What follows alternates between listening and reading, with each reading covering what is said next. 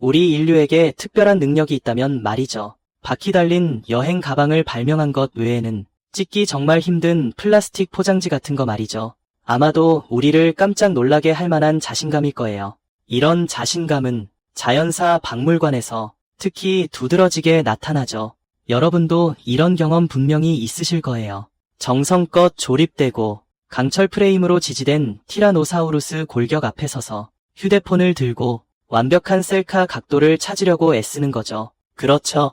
겨우 200만에서 300만 년의 진화 역사를 가진 여러분의 얼굴과 1억 년 혈통을 지닌 이 거대한 존재를 한 프레임에 담으려고요. 사진을 SNS에 올릴 때 여러분의 잠재의식은 아마 속삭일 거예요. 이봐, 이 거대한 녀석 좀 봐. 이빨이 무시무시하면 뭐해. 뇌는 호두알만 하고 손조차 입에 닿지도 않잖아. 이 멍청한 녀석은 멸종했는데 반면에 나, 녀석의 발가락만큼밖에 안 되는 영장류인 나는 지금 여기 서서 이 녀석에게 좋아요를 누르고 있잖아. 우리는 멸종을 실패와 동일시하는 경향이 있죠. 우리 인식 속에서 공룡은 진화사의 고철 덩어리일 뿐이에요. 결국 도태될 수밖에 없었던 시행착오이자 운석이 와서 쓸어버리기를 기다리던 덩치 큰 바보들이죠. 스스로를 똑똑하고 우아하며 쇼폼 영상을 볼 줄 아는 포유류, 즉 우리를 위해 자리를 비켜줬다고 생각해요. 하지만 이건 정말이지 민망하고 가장 전형적인 생존자들의 오만함입니다. 이런 오만함이 얼마나 어처구니 없는 건지 여러분이 이해할 수 있도록 우리 지구의 역사를 살짝 바꿔 계산해 봅시다. 걱정 마세요. 제가 여러분에게 따분한 지질 연대표를 외우게 할 생각은 없으니까요. 그거 읽으면 마치 설명서처럼 재미없거든요. 우리 좀 더 간단한 계산법으로 바꿔볼까요? 지구가 행성이 아니라 우주 최고 입지에 위치한 45세의 최고급 아파트 건물이라고 가정해봅시다. 1년이 곧 1억 년을 의미하는 거죠. 이 건물에 살았던 오랜 세입자 명단에서 공룡은 단순한 거주자가 아니에요. 그들은 정말 완벽한 종류의 존재였죠. 흠잡을 데 없는 플래티넘급 세입자들이었고요. 1억 6천만 년이나 되는 장기 임대 계약을 맺었죠. 이걸로 치자면 말이에요. 그들은 이 45년 된 아파트에서 약 19개월 동안 꼬박꼬박 잘 지낸 셈이죠. 이 거의 2년에 달하는 시간 동안 관리사무소에서 에어컨을 꺼서 빙하기를 만들든 난방을 터뜨려 온실 시대를 만들든 그들은 불평 한마디 없었어요. 살아남았을 뿐만 아니라 방을 깔끔하게 정돈하고 생명의 다양성을 극한으로 끌어올렸죠. 같은 시간 척도로 본다면 이건 우리 인류가 어제 오후에 큰 짐 보따리들을 들고 막 이사 온 것과 같아요. 네, 잘못 들은 거 아니에요. 우리는 이 집에서 24시간도 채 살지 않았습니다. 우리가 자랑스러워하는 문명사는 아마 마지막 30초 정도에 불과할 거예요. 그런데도 막 이사 와서 짐도 아직 다 풀지 못한 우리 단기 세입자들이 아주 대단한 악당처럼 행동하고 있다는 거죠. 우리가 이사 온 지 몇 분도 안 돼서 거실에서 비닐봉지를 태우고 내력벽에 구멍을 뚫고 심지어 욕조 물을 전부 빼내려고 했죠. 가장 아이러니한 건 우리가 경비실에 있는 19개월 동안 걸려있던 우수 거주자 사진을 가리키며 그들을 실패자라고 비웃었다는 거예요. 단지 그들이 결국 불가항력적인 건물 붕괴를 겪었기 때문이라는 거죠. 그 사고는 운석 때문이었어요. 감히 누가 맨해튼 섬만 한 돌덩이를 피할 수 있겠어요. 만약 통치 기간을 핵심, 성과 지표로 삼아 평가한다면 인류는 공룡의 발끝에도 못 미칠 거예요. 만약 공룡의 역사가 마라톤이라면 인류는 이제 막 신발끈을 묶고 스트레칭을 하고 있는 수준이죠. 만약 공룡이 실패자라면 우리는 심지어 아직 증명조차 못했어요. 경기에 나설 자격이 있다는 것을 말이죠. 그러니 이제 우리의 그 보잘것없는 가련한 허영심은 접어둘 때입니다. 공룡은 결코 진화의 폐기물이 아니에요.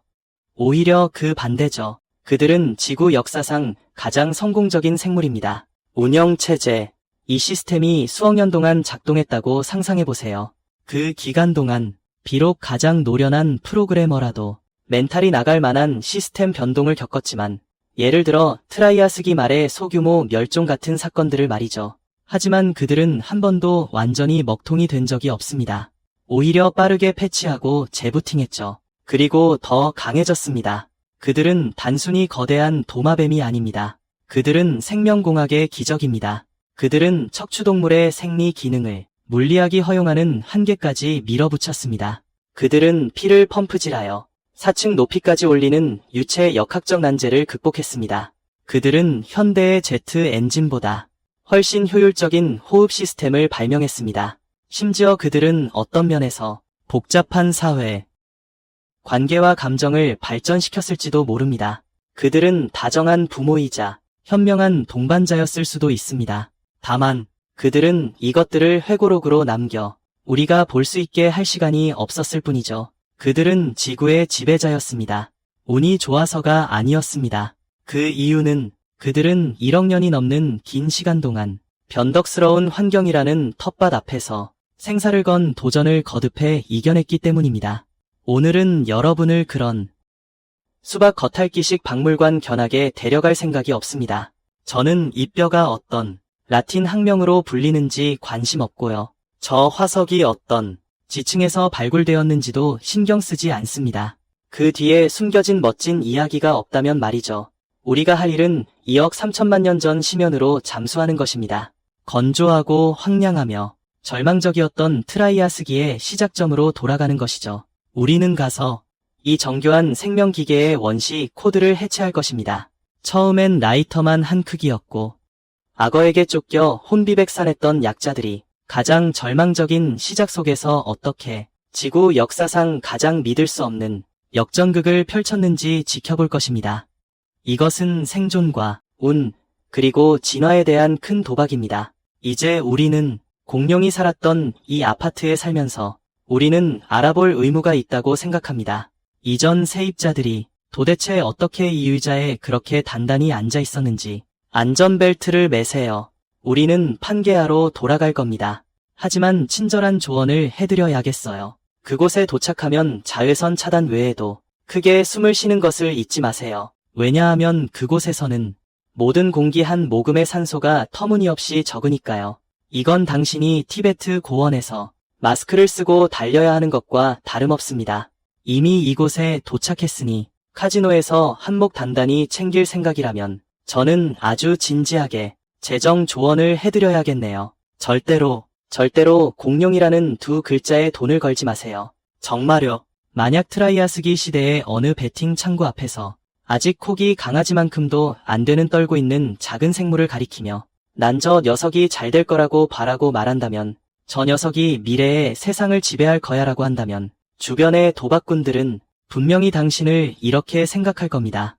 방금 정신병원에서 탈출한 미친 놈이라고요. 왜냐하면 그 시대에는 공룡은 그야말로 생물계의 패배자였거든요. 그들은 한 무리의 진정한 지배자가 먹고 남은 접시에서만 부스러기를 찾아 먹을 수 있는 불쌍한 벌레들이었죠. 하지만 이 불운한 녀석들에 대해 이야기하기 전에 우리는 먼저 살펴봐야 합니다. 그들이 어떤 끔찍한 곳에 살았는지 말이죠. 트라이아스기 지구는 에어컨에 익숙한 모든 현대인에게는 시원한 수박, 그리고 산소 함유량 21%의 공기에 익숙한 현대인에게는 단순히 혹독한 것이 아니라 그야말로 정교하게 계획된 살인이었습니다. 그때 지구의 지질 활동은 오직 하나의 미적 취향만 가지고 있었던 것 같습니다. 미니멀리즘이요. 그것은 모든 육지를 지금의 아시아, 아메리카, 아프리카, 남극 대륙 등을 모두 하나의 반죽 덩어리로 뭉쳐 놓았습니다. 우리는 이것을 초대륙 판게아라고 부릅니다. 상상해보세요. 전 세계 모든 육지를 다 합쳐 놓으면 이게 뭘 의미하냐면요. 이 대륙의 내륙 지역은 바다와 엄청나게 멀리 떨어져 있었다는 겁니다. 만약 여러분이 대륙의 기하학적 중심에 서 있다면 대략 오늘날의 탈인 분지 혹은 미국 중서부 지역 정도일 텐데 가장 가까운 바닷물 한 방울까지 수천 킬로미터 떨어져 있을지도 몰라요. 해풍은 꿈도 꾸지 마세요. 습기는 꿈이나 꿔야 할 겁니다. 이로 인해 판게아 대륙의 내륙은 거대하고 절망적인 사막이 되었죠. 게다가 이건 평범한 사막이 아니었어요. 초거대 대륙 몬순에 지배받는 황무지였죠. 이런 몬순은 우리가 강남 수양에서 느끼는 부드러운 봄바람과는 달랐어요. 날씨 시스템 속 폭동이나 다름없었죠. 대륙이 너무 넓어서 여름의 육지는 엄청나게 빠르게 가열되고 빨려 들어간 공기는 가장자리에 격렬한 비구름을 형성했어요. 반면 중심 지역은 마치 한 조각의 오븐에 사흘 구운 비스킷처럼 바싹 말랐죠. 더 골치 아픈 건 공기였어요. 만약 여러분이 정말 그때로 시간 여행을 간다면 제가 권하는 첫 번째 일은 공룡을 보는 게 아니라 어서 빨리 산소통을 확인하는 겁니다. 추측컨대 트라이아스기에는 산소 함량이 15% 정도까지 낮았을 수 있어요. 어떤 극단적인 시기만큼 치명적이진 않더라도 숨쉬기엔 충분히 힘들었을 겁니다. 이게 무슨 말이냐고요. 이건 마치 여러분이 지금 해발 3000에서 4000m 고원에 서 있는 것과 같아요. 설령 해수면의 모래사장에 서서 신발끈을 묶을 뿐이라도 일어설 때면 어지럽고 눈앞이 캄캄해질 겁니다. 폐는 풀무질하듯 헐떡거릴 거고요. 기온은요. 그때는 전 세계 평균 기온이 지금보다 10도나 높았어요. 내륙에서는 여름 기온이 쉽게 섭씨 50도까지 치솟았고 심지어 그 이상도 가능했죠. 그러니 이곳이 바로 공룡이 태어난 산실이었습니다. 산소 부족과 탈수, 계란을 구울 수 있을 만큼 뜨겁고 공기 중에는 산화철이 가득한 곳이었죠. 녹슨 냄새가 나는 붉은 지옥. 이곳에서 살아남는 건 삶이 아니라 끝없는 숨참기 대회와도 같았죠. 심지어 숨 쉬는 것조차 사치인 세상에서 과연 누가 진짜 승자였을까요? 확실히 공룡은 아니었죠. 그 시절 공룡들은 예를 들어 스다우론 같은 녀석들은 마치 털이 다 뽑히고 3일간 굶주린 방목 닭처럼 보였죠. 몸집은 왜소하고 늘 음침하게 움직였으며 눈빛에는 세상에 대한 공포가 가득했죠. 먹이 사슬에서의 위치는 아마 곤충바로 위 정도였을 거예요. 그러니까 한마디로 혹시라도 내가 실수로 소리를 내면 난 죽었어 같은 아주 난처한 위치였다는 거죠. 진짜 패자는 악어의 친척들이었습니다. 여러분 머릿속에 떠오르는 악어는 아마 강가의 진흙 속에 엎드려 반나절 내내 꿈쩍도 안 하고 심지어 플라스틱 모형이 아닌가 의심하게 만드는 게으른 녀석일 텐데요. 하지만 트라이아스기의 악어 가족은 학명은 상첸 화이류 주룡인데 이 이름은 발음하기가 정말 어려운데요. 하지만 이들은 완전히 다른 종이었습니다. 마치 유전자 변형을 거친 듯한 슈퍼 악어들이었죠. 이들은 물속에만 엎드려 있지 않았어요. 모든 생태계를 장악했죠. 어떤 녀석들은 전신을 갑옷으로 뒤덮어 탱크 같았고 어떤 녀석들은 돼지처럼 땅을 파헤치고 다녔죠. 심지어 돈 모양의 등지느러미가 도단한 녀석들도 있었어요. 그리고 공룡들을 가장 절망하게 만든 건 포스토수쿠스 같은 악몽 같은 존재였죠. 만약 야생에서 이 녀석을 마주친다면 여러분의 첫 반응은 분명 티라노사우루스다 일 테고 그 다음엔 잡아먹히겠죠. 하지만 소화되기 전에 뭔가 이상하다는 걸 깨달을 거예요. 이 녀석은 폭군용의 얼굴을 하고 있었고 몸 길이는 5m에 달했으며 입안에는 손만한 이빨이 가득했죠. 게다가 직립, 심지어 반직립 보행을 했어요. 포스토수쿠스는 그 시대의 터미네이터였습니다. 경주마처럼 장거리에 능한 것은 아니었지만 완벽한 매복형 중장갑 탱크였죠. 상상해보세요. 다리 달린 장갑차가 덤불 속에 숨어있고 언제든 뛰쳐나와 치명적인 한 방을 날릴 준비를 한다고 말이죠. 이 녀석들 앞에선 초창기 공룡들은 그야말로 우스꽝스러웠어요.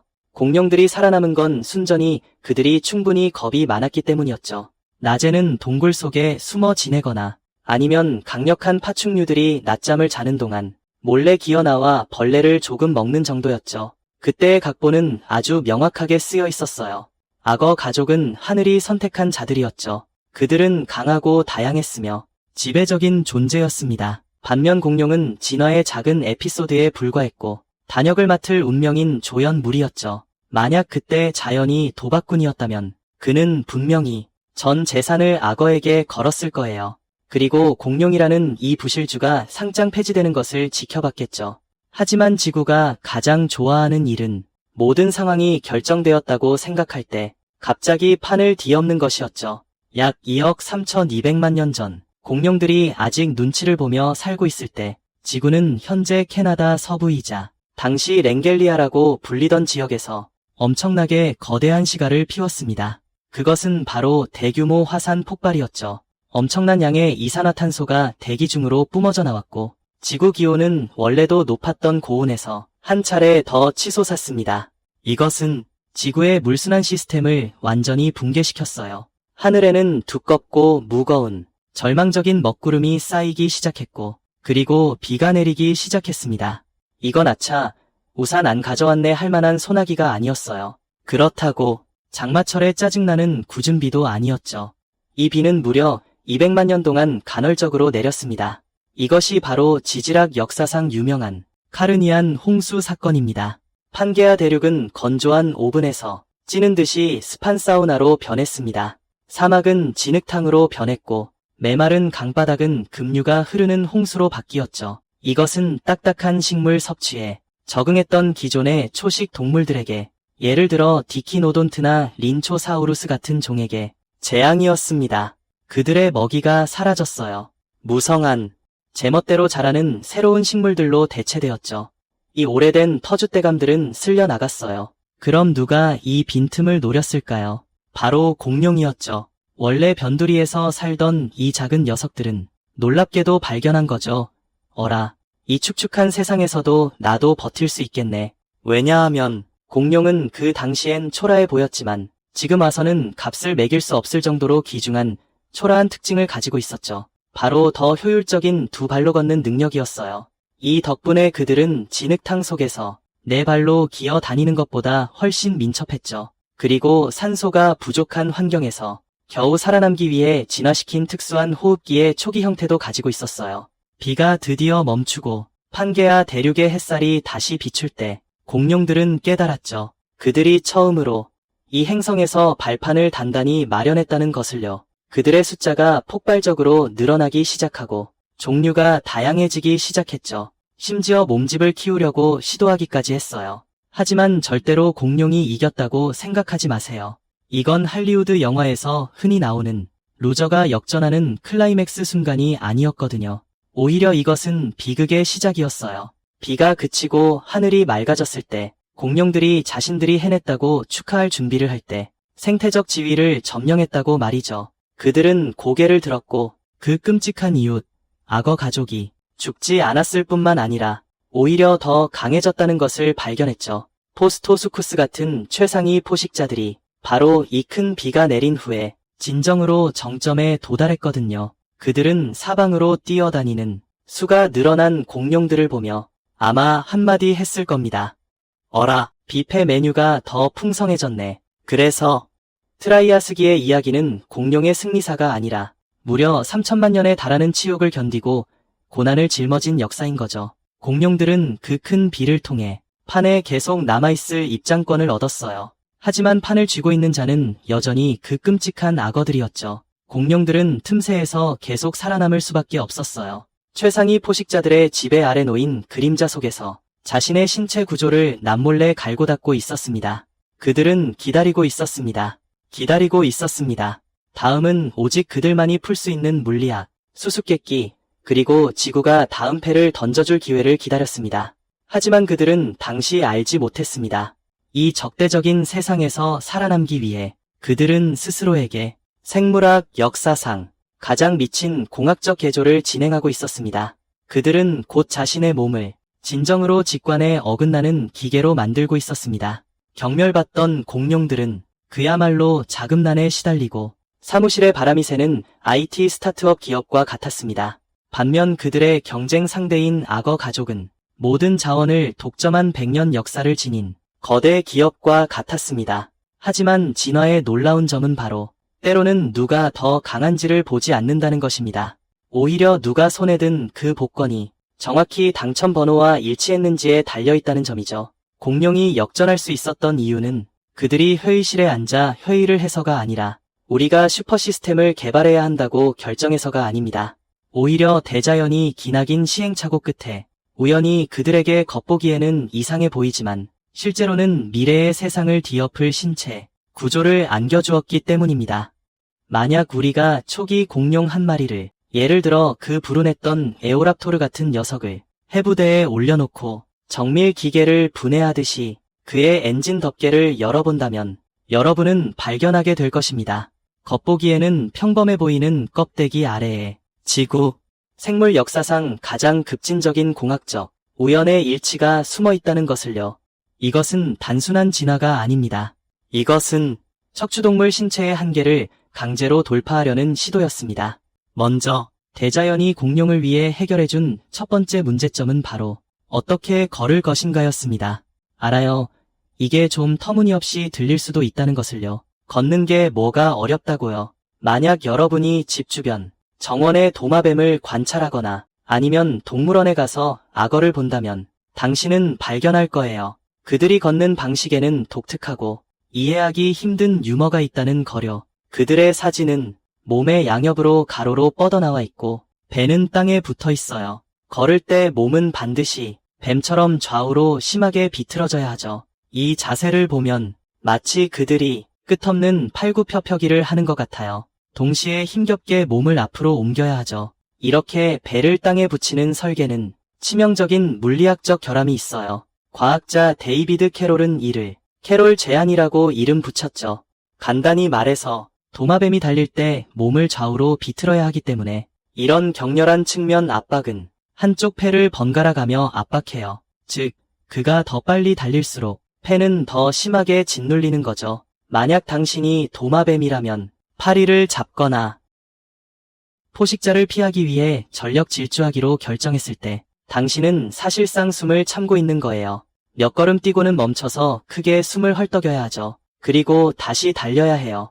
이건 마치 당신이 스포츠카를 몰고 있는데 가속 페달을 밟을 때마다 공기 흡입구가 자동으로 닫히는 것과 같아요. 이건 정말 진화의 장난이라고 할 수 있죠. 반면 공룡과 그 후손인 조류는 결정적인 해부학적 변이를 가졌어요. 그들의 대퇴골두는, 즉 넓적다리뼈가 몸통과 연결되는 끝부분은 더 이상 몸통 옆에 일직선으로 박혀있지 않고 대신 안쪽으로 휘어져서 마치 잠금새처럼 고관절의 관골구라는 곳에 끼워졌죠.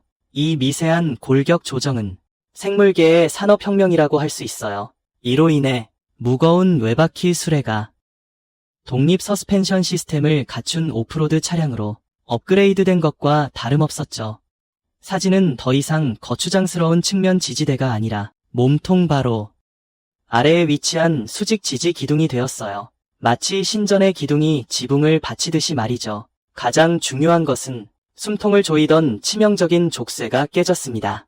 다리가 몸통 아래에 붙었기 때문이죠. 달릴 때 더 이상 몸통을 비틀 필요가 없어진 겁니다.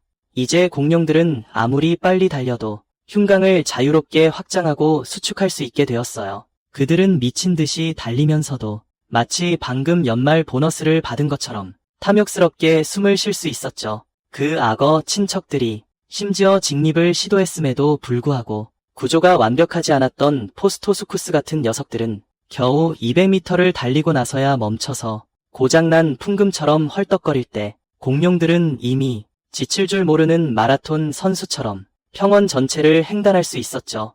이 지구력의 차원이 다른 격차는 공룡이 미래를 거머쥐는 첫 번째 주춧돌이었습니다.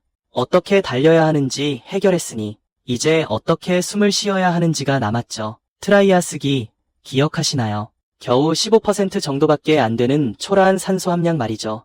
이 숨막히는 세상에서 공룡은 포유류가 질투심에 눈이 멀 정도의 비장의 카드를 쥐고 있었어요. 우리 인간을 한번 볼까요? 인정하고 싶진 않지만 폐포 표면적 이야기는 접어두고 오직 기류 설계만 놓고 본다면 우리 호흡 시스템은 말 그대로 엉망진창이에요. 이것이 바로 소위 조석 호흡이라는 겁니다. 숨을 들이쉴 때 공기는 막다른 골목인 폐포로 들어가죠. 숨을 내쉴 때면 폐 속 공기가 들어왔던 길 그대로 되돌아 나옵니다. 이것은 아주 곤란한 문제를 야기하는데요. 바로 폐 속 공기를 완전히 다 배출할 수 없다는 겁니다. 우리 폐 속에는 항상 일부 공기가 남아있는데요. 바로 이산화탄소로 가득 찬 죽은 공기입니다. 매번 신선한 공기를 들이쉴 때마다 그 공기는 먼저 이 죽은 공기와 섞여야만 하죠. 이건 마치 매번 신선한 뜨거운 차를 마시고 싶을 때마다 차를 먼저 어젯밤 마시고 남은 차가 반쯤 들어있는 컵에 부어야 하는 것과 같습니다. 갈증은 해소될지 몰라도 효율은 정말이지 칭찬할 수가 없겠죠. 하지만 공룡들, 특히 수각류 공룡들은 조상들로부터 물려받아 개량한 매우 급진적인 호흡 시스템, 바로 기낭 시스템을 가지고 있었습니다.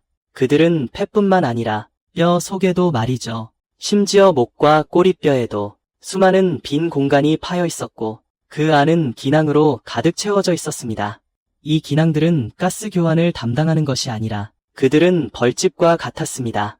공기를 폐로 펌프질하는 역할을 했죠. 이 시스템의 가장 천재적인 부분은 바로 단방향 흐름을 구현했다는 것입니다. 이 안에 담긴 유체 역학적 메커니즘은 극도로 복잡하지만 간단히 말해 공룡이 숨을 들이쉴 때 신선한 공기가 폐를 통과하고 공룡이 숨을 내쉴 때도 뒤쪽 기낭에 저장된 신선한 공기가 다시 폐를 통과하는 식입니다. 이는 곧 숨을 들이쉴 때든 내쉴 때든 상관없이 공룡의 폐에는 항상 신선하고 산소가 풍부한 공기가 흘러들어 간다는 뜻이죠. 이건 존재하지 않는 연구기관이며 생체 터보 엔진이나 다름없습니다. 이매룡이 먹이를 쫓을 때를 상상해보세요. 그들의 몸속 기류는 마치 일방통행 도로의 고속 차량 흐름처럼 언제나 막힘없이 시원하게 흘러갔을 겁니다. 그런데 포유류의 조상인 우리는 옆에서 여전히 천식 걸린 할아버지처럼 진한 숨을 힘겹게 뱉어내며 겨우 가엾은 산소 한 모금을 들이쉬려고 애썼겠죠. 이것이 바로 공룡이 그렇게 거대하게 자랄 수 있었던 이유입니다. 기낭 덕분에 그들의 뼈는 속이 비어있을 수 있었고 그 안은 공기로 가득 차 있었죠. 가볍고도 튼튼했던 겁니다.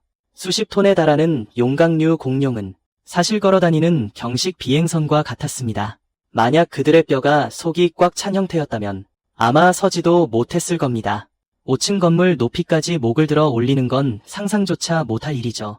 이것은 또한 공룡의 후손인 새들이 에베레스트 산을 넘어 날아갈 수 있었던 이유를 설명해줍니다. 그곳의 공기는 우리 뇌를 단 1분 만에 정지시킬 수 있을 정도로 희박하지만 혹한 기러기는 흥얼거리며 날아갈 수 있었죠. 이러한 저력은 모두 삼엽기의 산소 부족 지옥에서 조상인 공룡들이 단련해온 동자공과 같은 실력이죠. 슈퍼 서스펜션 시스템도 갖췄고 터보 엔진도 갖추게 된 겁니다. 지금의 공룡은 마지막 핵심 매개 변수 설정만 남았습니다. 바로 대사율이죠. 이 기계가 과연 얼마나 많은 연료를 태워야 하는지 말이에요. 이것은 고생물학계에서 반세기 동안이나 이어져 온 심지어 불꽃 튀는 논쟁을 불러일으켰습니다. 과연 공룡은 냉혈동물이었을까요? 아니면 온혈동물이었을까요? 만약 당신이 지난 세기 초반의 과학 교양서를 보며 자랐다면 당신의 머릿속 공룡 이미지는 아마도 거대하고 둔하며 꼬리를 질질 끌며 늪지대에서 뒹구는 거대한 도마뱀이었을 겁니다. 당시 과학자들은 이렇게 생각했죠. 공룡은 전형적인 냉혈동물이라고요. 햇볕을 쬐며 몸을 데워야만 했고 조금만 추워져도 얼어붙었을 거라고요. 그들은 둔하고 어리석은 진화의 막다른 길이었다고 말이죠. 20세기 60년대 말에 이르러서야 긴 머리를 하고 마취록 밴드에서 튀어나온 듯한 고생 물학자 로버트 베커가 학계의 문을 박차고 들어왔습니다. 그는 방 안 가득한 덕망 있는 노교수들을 바라보며 자신의 스승인 존 오스트롬이 발견한 공룡 복원도를 내던졌습니다. 바로 데이노니쿠스였죠. 그건 늪지대의 게으름뱅이가 결코 아니었습니다. 그건 보기만 해도 만만치 않은 살인마였죠. 새처럼 가벼운 골격에 발에는 무시무시한 낫 모양의 발톱이 돋아 있었고 꼬리는 균형추처럼 꼿꼿이 세워져 있었습니다. 그의 자세는 도약하는 듯 활력으로 가득했습니다. 베커는 마치 새로운 교리를 전파하는 선교사 같았어요. 그는 큰 소리로 외쳤습니다. 여러분은 모두 틀렸습니다. 공룡은 냉혈 파충류가 아니에요. 그들은 뜨거운 피가 흐르는 전쟁 기계라고요. 그들은 새처럼 활발하고 사자처럼 민첩합니다. 이 한마디 외침은 유명한 공룡 르네상스를 불러일으켰습니다. 물론 현재 연구에 따르면 베커가 조금은 가까웠을 수도 있지만 공룡은 현대의 새나 포유류처럼 경직된 항온 시스템을 가지고 있지는 않았을 겁니다. 하지만 이들은 결코 냉혈동물이 아니었죠. 완벽한 중간 상태를 찾아냈거든요. 바로 중온성이죠. 이걸 휴대폰의 작동 모드로 비유해 볼 수 있어요. 냉혈동물은 마치 초절전 모드를 켠 것 같죠. 대기 시간은 길지만 반응이 느리고요. 우리 같은 온혈동물은요, 고성능 모드를 켠 것과 같아요. 반응은 빠르지만 배터리가 순식간에 닳아버리죠. 항상 보조 배터리를 달고 다녀야 하는데요. 그런데 공룡은요, 이들은 마치 최첨단 기술이 적용된 스마트폰 같았어요. 고성능 모드의 부드러운 속도를 가지면서도 절전 모드만큼의 전력만 소모했죠. 이들은 파충류보다 훨씬 더 높은 대사율을 가졌어요. 덕분에 빠르게 성장할 수 있었고 격렬한 운동도 가능했죠. 하지만 또 우리처럼 체온을 37도에 꽉 붙들어 맬 필요가 없었어요. 그래서 먹이가 부족할 때도 더 잘 버틸 수 있었죠. 더 흥미로운 건요. 나중에 몸집이 엄청나게 거대해진 공룡들의 경우는요. 심지어 패시브 스킬 하나를 해금하기도 했어요. 바로 관성 항온이라는 능력이죠. 몸집이 너무나도 거대했기 때문에 몸 안의 열이 밖으로 나가지 못했거든요. 저절로 하나의 항온 발열체가 된 셈이었죠. 30톤짜리 브라키오사우루스를 마치 초대형 보온재로 두껍게 감싼 뜨거운 물주머니라고 상상해 볼 수 있어요. 한번 뜨거워지면 식기가 어려울 정도였죠. 이로써 진화의 퍼즐 조각이 드디어 모두 맞춰졌습니다. 이 쥐라기 시대의 전야에 비록 산소 함량은 여전히 오늘날의 수준에 미치지 못했지만 기낭을 갖게 된 공룡들은 이미 이에 대해 전혀 신경 쓰지 않았죠. 완벽한 시스템 업그레이드를 마쳤거든요. 새 시차대 측면에서는 직립 보행이 무한한 체력을 해금했고 흡기 시스템 측면에서는 기낭이라는 최첨단 기술이 산소 활용률을 폭발적으로 높였고요. 엔진 측면에서는 중온성 대사가 높은 에너지 효율과 강력한 폭발력을 가져다 주었죠. 그리고 차체 측면에서는요. 공기역학적 경량화 골격이 훗날 거대화될 것을 대비해 공간을 비워두었죠. 이제 공룡들은요. 더 이상 트라이아스기 사막에서 덜덜 떨던 동네북이 아니랍니다. 이들은 첨단 장비로 무장한 기계화 부대나 다름없죠. 모든 물리적 한계가 해제되었고 모든 속박이 풀려났습니다.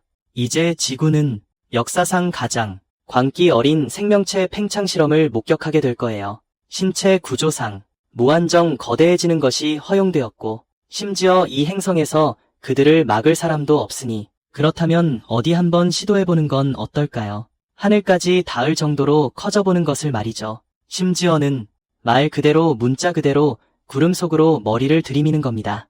만약 트라이아스기가 분위기 억압적인 소극장 실험극이었고 주인공들이 비 속에서 덜덜 떠는 작은 생명체들이었다면 쥐라기는 할리우드에서 가장 미친 제작자가 맡은 슈퍼 블록버스터가 될 겁니다. 예산은 무제한이고 특수 효과는 완전히 물 만난 물고기처럼 날뛰었죠. 그리고 감독의 유일한 지시는 바로 크게였습니다. 죽을 만큼 크게 만들어라. 우리는 공룡들이 스스로를 정교하고 고효율적인 기계로 개조하는 것을 이미 목격했습니다. 이제 이 기계는 모든 압력 테스트를 통과했습니다. 기낭은 준비되었고 골격 경량화는 완료되었고 신진대사 체계도 재정비되었습니다. 엔진도 예열을 마쳤습니다. 그리고 진화는 자신이 가장 잘하고 동시에 가장 이해할 수 없는 일을 저질렀습니다. 음량 조절 다이얼을 아예 부러뜨려버린 거죠. 서각류 공룡들의 시대에 오신 것을 환영합니다. 이곳에서는 생물학이 더 이상 생존의 기술이 아니라 물리 법칙에 대한 노골적인 도전으로 변모했죠. 먼저 크다는 개념에 대해 이야기해봐야겠어요. 우리가 어떤 동물이 크다고 말할 때 보통 아프리카 코끼리만큼 크다는 뜻이죠. 다 자란 아프리카 코끼리는 대략 6톤 정도 나가는데 그 옆에 서 있으면 마치 레고 미니 피겨가 된 것 같은 기분이 들 거예요. 하지만 만약 당신이 이 코끼리를 쥐라기 후기 시대로 돌려보낸다면 그는 마치 한 마리의 거인국에 잘못 들어선 치와와처럼 보일 거예요. 시대적 오류를 범하지 않기 위해 우리는 진정한 쥐라기의 슈퍼스타를 모셔와야 합니다. 그 시대의 상징으로 시선을 돌려볼까요? 말룡 아니면 중국 스촨성의 박물관에서 볼 수 있는 마멘키사우루스입니다. 심지어 과장하기 좋아하는 저의 성격으로도 이런 생물의 터무니없음을 묘사할 적절한 단어를 찾기 어렵습니다. 생각 실험을 해볼까요? 지금 이 순간 베이징의 노동자 경기장에서 치열한 축구 결승전이 열리고 있다고 가정해봅시다. 수만 명의 관중이 환호하고 있는데 갑자기 말령 한 마리가 경기를 보러 오기로 결정한다면요. 그는 육중한 발걸음으로 경기장 안으로 들어와 중앙 서클 한가운데에 섭니다. 다음에는 무슨 일이 일어날까요? 우선 이 경기는 분명히 더 이상 진행될 수 없을 겁니다. 왜냐하면 경기장 잔디바디 순식간에 직경 1m짜리 깊은 구덩이 몇 개로 변할 테니까요. 하지만 이것이 핵심이 아닙니다. 핵심은 이 공룡이 미드필드에 서 있을 때 표를 살 필요도 없고 계단을 오를 필요도 없다는 겁니다. 그는 그저 목을 살짝 쭉 뻗기만 해도 관중석 4층 VIP 박스 안으로 머리를 들이밀 수 있어요. 그리고 깜짝 놀란 어떤 부자의 손에서 샴페인 한 잔을 낚아채 갈 수 있죠. 그리고 그의 뒤에 있는 현수교처럼 길게 뻗은 꼬리는 무심코 골대를 쓰러뜨릴 수 있고 덤으로 엔드라인의 사진 기자들을 한 줄로 날려버릴지도 모릅니다. 그는 움직이는 건물이 아니라 그 자체가 건축물입니다. 이런 체형의 등장은 말 그대로 중력에 대한 모욕입니다. 이런 화석들이 발견되기 전에는 어떤 물리학자나 공학자도 육상동물이 이 크기까지 자랄 수 있다고 믿지 않았습니다. 전통적인 생체 역학 계산에 따르면 이런 체중은 뼈를 산산조각 내고 근육을 찢어지게 하며 이 동물이 첫 발을 내딛는 순간 자신의 무게 때문에 살점 덩어리로 무너져 내릴 것이라고 했습니다. 하지만 그들은 그러지 않았죠. 그들은 그저 일어서기만 한 것이 아니었습니다. 심지어 무리를 지어 땅 위를 쿵쿵거리며 걸어 다녔죠. 숲을 초원으로 바꾸고 초원을 진흙탕으로 만들었죠. 그들은 대자연의 중공업 기계였죠. 진화의 불도저였고요. 이는 궁극적인 수수께끼를 불러일으킵니다. 과연 그들은 어떻게 그렇게 할 수 있었을까요? 답은 그 비정상적으로 긴 신체결 구조에 있습니다. 하지만 먼저 경고해야 할 것이 있습니다. 이어질 내용은 여러분이 목이라는 부위에 대해 완전히 새로운, 심지어는 약간의 포심을 느낄 인식을 가지게 할지도 모릅니다. 만약 여러분이 소파에서 갑자기 일어 섰을 때 어지럼증을 느낀 적이 있다면 그렇다면 축하드립니다. 여러분은 이미 유체역학 악몽의 축소판을 경험한 셈입니다. 여러분의 심장은 중력에 맞서 싸우며 피를 뇌로 펌프질하려 애쓰고 있죠. 인간의 경우 이 수직거리는 대략 30에서 40cm에 불과합니다. 이제 여러분이 마멘키사우루스 혹은 목 길이가 몸 길이의 절반을 차지하는 마멘키사우루스라고 상상해보세요. 여러분의 뇌에서 심장까지의 수직 거리는 수십 센티미터가 아니라 무려 10에서 12m에 달합니다. 이는 마치 물을 4층 건물 꼭대기까지 펌프질해야 하는 것과 같습니다. 이건 단순히 힘든 일이 아닙니다. 지옥 같은 공학적 난제이죠. 혈액이 중력을 이겨내고 뇌로 흘러가게 하려면 마멘키사우루스의 심장은 엄청난 압력을 만들어내야만 했습니다. 대략 우리 인간 혈압의 3-4배에 달하는 압력이죠. 만약 여러분의 혈압이 이 수치에 도달한다면 의사는 아마 곧바로 119에 전화하고 그 자리에서 여러분의 부검 보고서를 쓰기 시작할 겁니다. 중력에 맞설 수 있는 이 엄청난 압력을 만들어내기 위해 그 심장은 괴물 같은 크기였음에 틀림없습니다. 고생물학자들은 수년 동안 이 문제로 논쟁을 벌여왔습니다. 물론 우리는 공룡의 심장을 발굴한 적은 없죠. 결국 그 기관은 연한 조직이라 화석으로 변하기 어렵기 때문입니다. 하지만 유체 역학적 계산을 통해 추정해보면 이 심장은 아마 200kg에 달했을 것입니다. 상상해보세요. 당신의 흉강에 작은 피아노가 통째로 들어있다고요. 아니면 양문형 대형 냉장고 한 대가 말이죠. 게다가 이 냉장고는 1분마다 격렬하게 뛰고 있어요. 마치 말뚝박기 기계처럼 엄청난 소리를 내면서요. 만약 당신이 말룡 한 마리 옆에 서 있다면 아마 청진기가 필요 없을 거예요. 발바닥만으로도 심장 박동을 느낄 수 있을 테니까요. 하지만 이게 최악은 아니에요. 최악은 바로 물을 마시려고 고개를 숙일 때죠. 이건 그야말로 유압 재앙이에요. 12m 높이의 머리를 물속으로 쾅 박으면 중력의 작용이 순간적으로 역전됩니다. 원래 힘겹게 위로 솟아오르던 피는 이제는 이렇게 변해요. 4층 건물 높이에서 아래로 곤두박질 치는 홍수처럼요. 물리학 법칙에 따르면 이 끔찍한 유압 충격은 순식간에 그의 뇌 속 모든 모세혈관을 터뜨려 버리고 머리가 잘 익은 수박처럼 강가에서 터져버리게 만들 거예요. 그럼 왜 뇌출혈로 죽지 않았을까요? 공룡들은 뛰어난 배관 엔지니어였기 때문이죠. 그들의 목혈관 안에는 매우 복잡한 단방향 판막 시스템과 근육 괄약근이 장착되어 있었을 가능성이 높아요. 이건 마치 고층 건물에 있는 감압 밸브와 같아요. 고개를 숙이면 이 판막들은 댐의 수문처럼 단계적으로 닫히면서 혈류의 충격을 막아줍니다. 그리고 목 근육은 수축하여 혈관을 부드럽게 압박하며 혈류 속도를 조절하죠. 더 흥미로운 점은 일부 과학자들은 이렇게 생각한다는 거예요. 그들의 뇌 바닥에는 이상한 해면상 혈관망이라고 불리는 혈관 다발이 존재했을 가능성도 있다고 말이죠. 마치 뇌 입구에 두툼한 흡수성 스펀지를 놓아둔 것과 같아서 마지막 압력파를 완충하는 역할을 했다는 거죠. 그러니까 보세요. 덩치가 크다는 건 그저 많이 먹는 것만큼 단순한 일이 아니에요. 몸속에 이런 원자력 발전소급 순환 시스템을 설치해야 하는 거죠. 호숫가에서 한가롭게 물을 마시는 말령 한 마리 한 마리가 사실은 모두 숨막히는 유체, 역학 줄타기를 하고 있는 셈이랍니다. 먹는 이야기를 꺼낸 김에 이 거대한 녀석들의 가장 핵심적인 직업 소양을 이야기해 봐야겠죠. 몸무게가 30에서 50톤에 달하는 거대 생명체로서의 먹방은 당신이 진정한 항온동물이든 아니면 거대한 몸집에 의지해 체온을 유지하는 관성 항온동물이든 매일 당신이 마주하는 가장 큰 도전은 바로 열역학 법칙입니다. 이 거대한 덩치를 움직이게 할 충분한 칼로리를 섭취해야 합니다. 추정컨대 성체 용각류 공룡 한 마리는 하루에 400에서 500kg의 식물을 먹어치워야 했을 겁니다. 무려 반 톤의 음식이죠. 그것도 매일매일이요. 만약 당신이 말이나 소 같은 포유류라면 이 임무는 꿈도 꾸지 마세요. 그냥 굶어 죽는 게 나을 거예요. 왜냐고요? 포유류에게는 치명적인 나쁜 습관이 하나 있거든요. 바로 씹는 것을 좋아한다는 거죠. 한번 생각해보세요. 소가 풀을 뜯어 먹을 때 뭘 하고 있나요? 갈고 있잖아요. 풀을 입안으로 말아넣고는 그 거대한 어금니로 왼쪽으로 쓱쓱, 오른쪽으로 쓱쓱 갈아서 걸쭉한 죽으로 만들죠. 이건 정말 시간이 많이 드는 일이에요.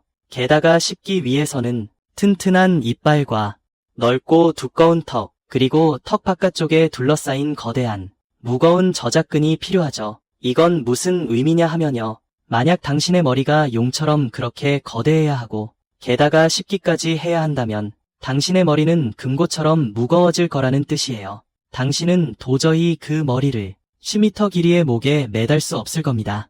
목이 크레인 팔이라도 되는 게 아닌 이상해요. 그래서 용각류는 아주 영리한 결정을 내렸습니다. 씹는 건 개나 줘버려. 난 그냥 삼킬 거야. 디플로도쿠스의 두개골을 한번 보세요. 정말 터무니없이 우스꽝스럽다는 걸 알게 될 거예요. 그렇게 거대한 몸집인데 머리는 쥐꼬리만 하잖아요. 이빨도 음식을 갈기 위한 맷돌 같은 게 아니라 풀을 긁어모으기 위한 빛 같은 모양에 더 가깝죠. 공룡들의 식사 전략은 바로 수확기 모드였습니다.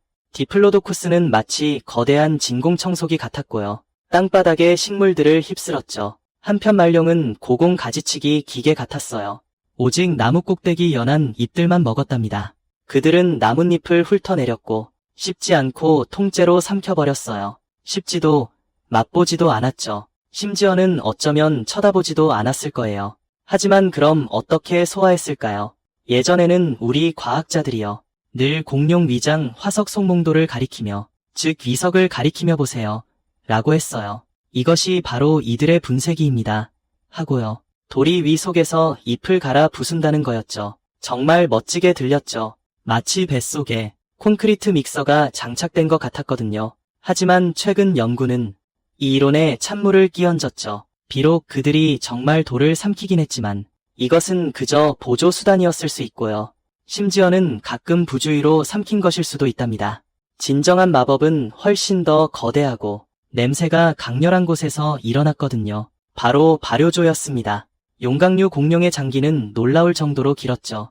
이것은 그야말로 움직이는 바이오가스 연못이었죠. 수많은 미생물들이 그 안에서 밤낮으로 일하며 긴 화학 반응을 통해 거친 섬유소를 에너지로 분해했던 겁니다. 그들은 음식을 씹지 않았기 때문에 뱃속에 머무는 시간이 엄청나게 길었죠. 어쩌면 몇 주씩이나요. 여기까지 이야기하니 좀 거시기하지만 언급해야 할 게 있어요. 결코 피할 수 없는 문제인데요. 만약 매일 반 톤의 식물을 먹고 뱃속에서 대규모 발효를 한다면 두 가지 부산물이 필연적으로 생기겠죠. 엄청난 양의 배설물과 엄청난 양의 가스요. 간단한 수학 문제를 한번 풀어볼까요? 만약 디플로도쿠스 무리가 숲을 지나갔다면 그들이 남긴 것은 앙상한 나무줄기뿐만이 아니었을 겁니다.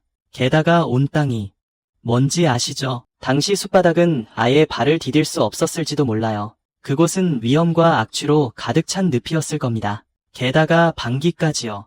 이게 좀 저속한 농담처럼 들릴 수도 있겠지만, 하지만 진지한 과학자들은 이 문제를 실제로 계산해 봤다고 합니다. 추정컨대 공룡들의 연간 메탄 배출량은 무려 5억 2천만 톤에 달했을지 모른다고 해요. 이 수치는 현대의 모든 소들을 합친 것보다도 압도적인 양이죠. 메탄은 강력한 온실가스이기 때문에 여기서 소름 돋는 한 가지 추론이 나옵니다. 쥐라기가 그토록 따뜻하고 습했던 이유는 부분적으로는 공룡들이 끼는 방귀가 따뜻한 담요가 되어서 지구 전체를 감쌌기 때문일 수도 있대요. 이게 아마도 이른바 나비 효과의 생화학 버전이 아닐까 싶네요. 중국 스촨성에서 브라키오사우루스 한 마리가 트림했는데 그 결과 양극의 빙하가 녹아버린 거죠. 어쨌든 이 미친 식사 시스템은 성공했습니다. 용각류 공룡들은 먹는 행위를 일종의 대규모 산업화 생산으로 만들었죠. 그들은 가장 단순한 구조인 긴 목과 갈퀴 이빨, 그리고 발효 탱크를 이용해서 자연으로부터 가장 많은 에너지를 뽑아냈습니다. 아주 오랜 시간 동안 그들은 무적처럼 보였어요. 너무 커서 잡아먹힐 수도 없었고 너무 많아서 사라지게 할 수도 없었죠. 땅은 그들의 발 아래에서 진동했고 숲은 그들의 입속으로 사라졌습니다.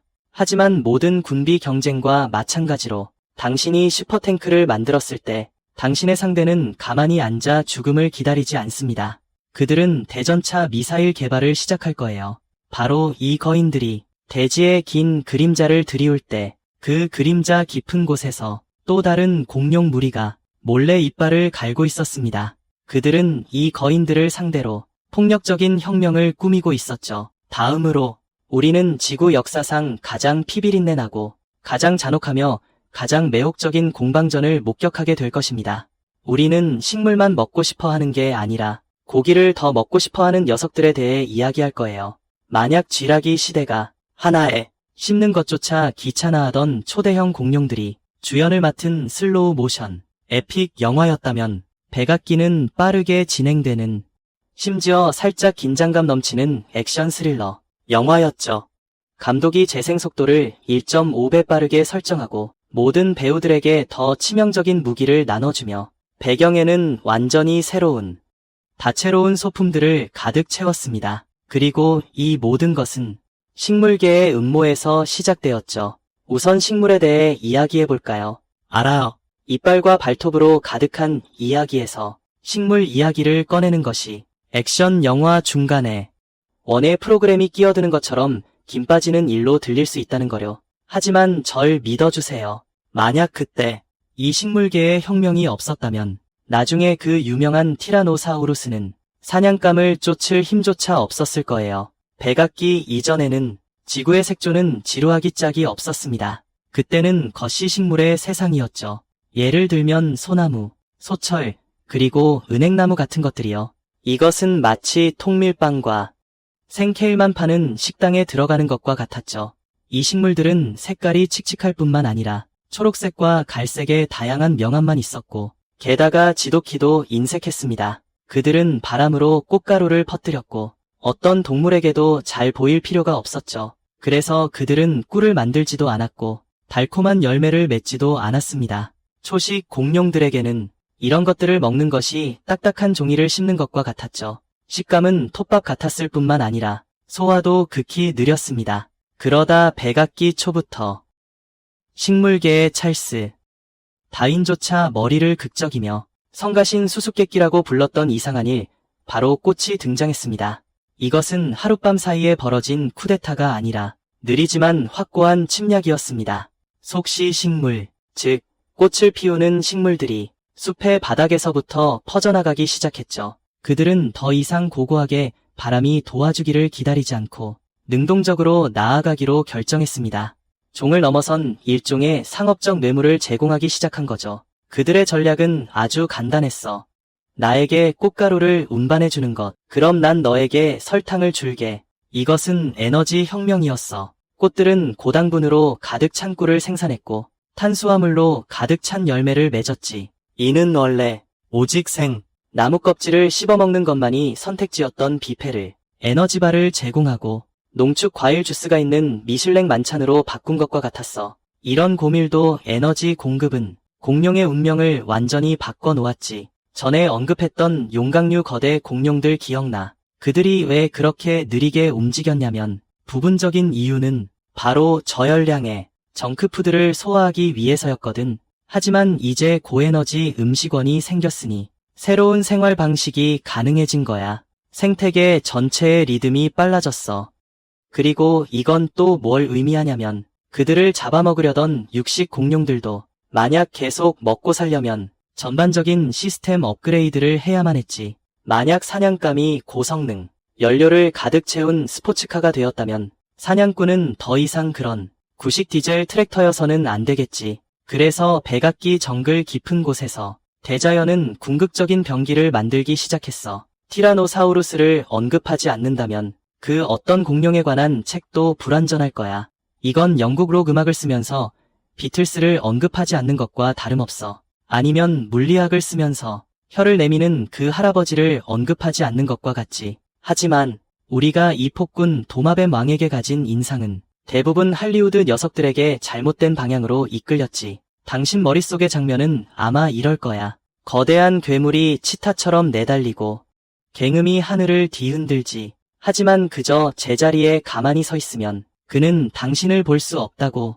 이에 대해 난 완전히 틀렸다고 말할 수밖에 없어. 만약 당신이 정말 백악기 후기 북아메리카로 돌아가서 티라노사우루스를 만났는데 영화의 교리를 믿기로 결정하고 그 자리에 꼼짝 않고 서 있었다면 그럼 축하해. 당신은 방금이 공룡이 되었어요. 생전 이렇게 말 잘 듣고 수고 덜어주는 간식은 처음일 거예요. 티라노사우루스는 고질라가 아니에요. 그저 힘만 쓰는 멍청한 거인이 아니죠. 그는 진화의 정점 그 자체예요. 당시 가장 진보된 센서를 통합한 고정밀 정찰 위성이죠. 먼저 그의 코부터 살펴볼까요? 만약 티라노사우루스의 두개골을 해부한다면 뇌의 후각망울 비율이 놀라울 정도로 크다는 걸 알게 될 거예요. 이 말은 즉 티라노사우루스는 사실 다리가 달린 슈퍼코라는 거죠. 그의 후각 민감도는 오늘날의 사냥개보다 몇 배 이상 뛰어날 수 있어요. 그는 몇 킬로미터 밖에서도 시간 여행으로 인해 긴장해서 흘린 땀 냄새를 맡을 수 있을 거예요. 다음은 그의 눈이에요. 티라노사우루스의 눈은 정면을 향하고 있어서 이것은 그에게 탁월한 양안, 시야와 깊이 인식 능력을 부여해요. 일부 과학자들은 시뮬레이션을 통해 티라노사우루스의 시야 범위와 선명도가 심지어 현대의 독수리보다 뛰어나다는 걸 밝혀냈어요. 그의 눈에는 당신은 흐릿한 배경이 아니라 고화질이 3D 입체적이고 김이 모락모락 나는 단백질 덩어리로 보이죠. 마지막으로 속도에 대한 소문을 하나 해명해야겠어요.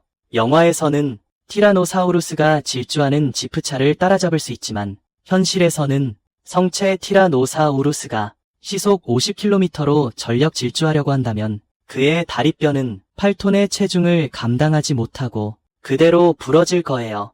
티라노사우루스는 단거리 경주 챔피언이 아니에요.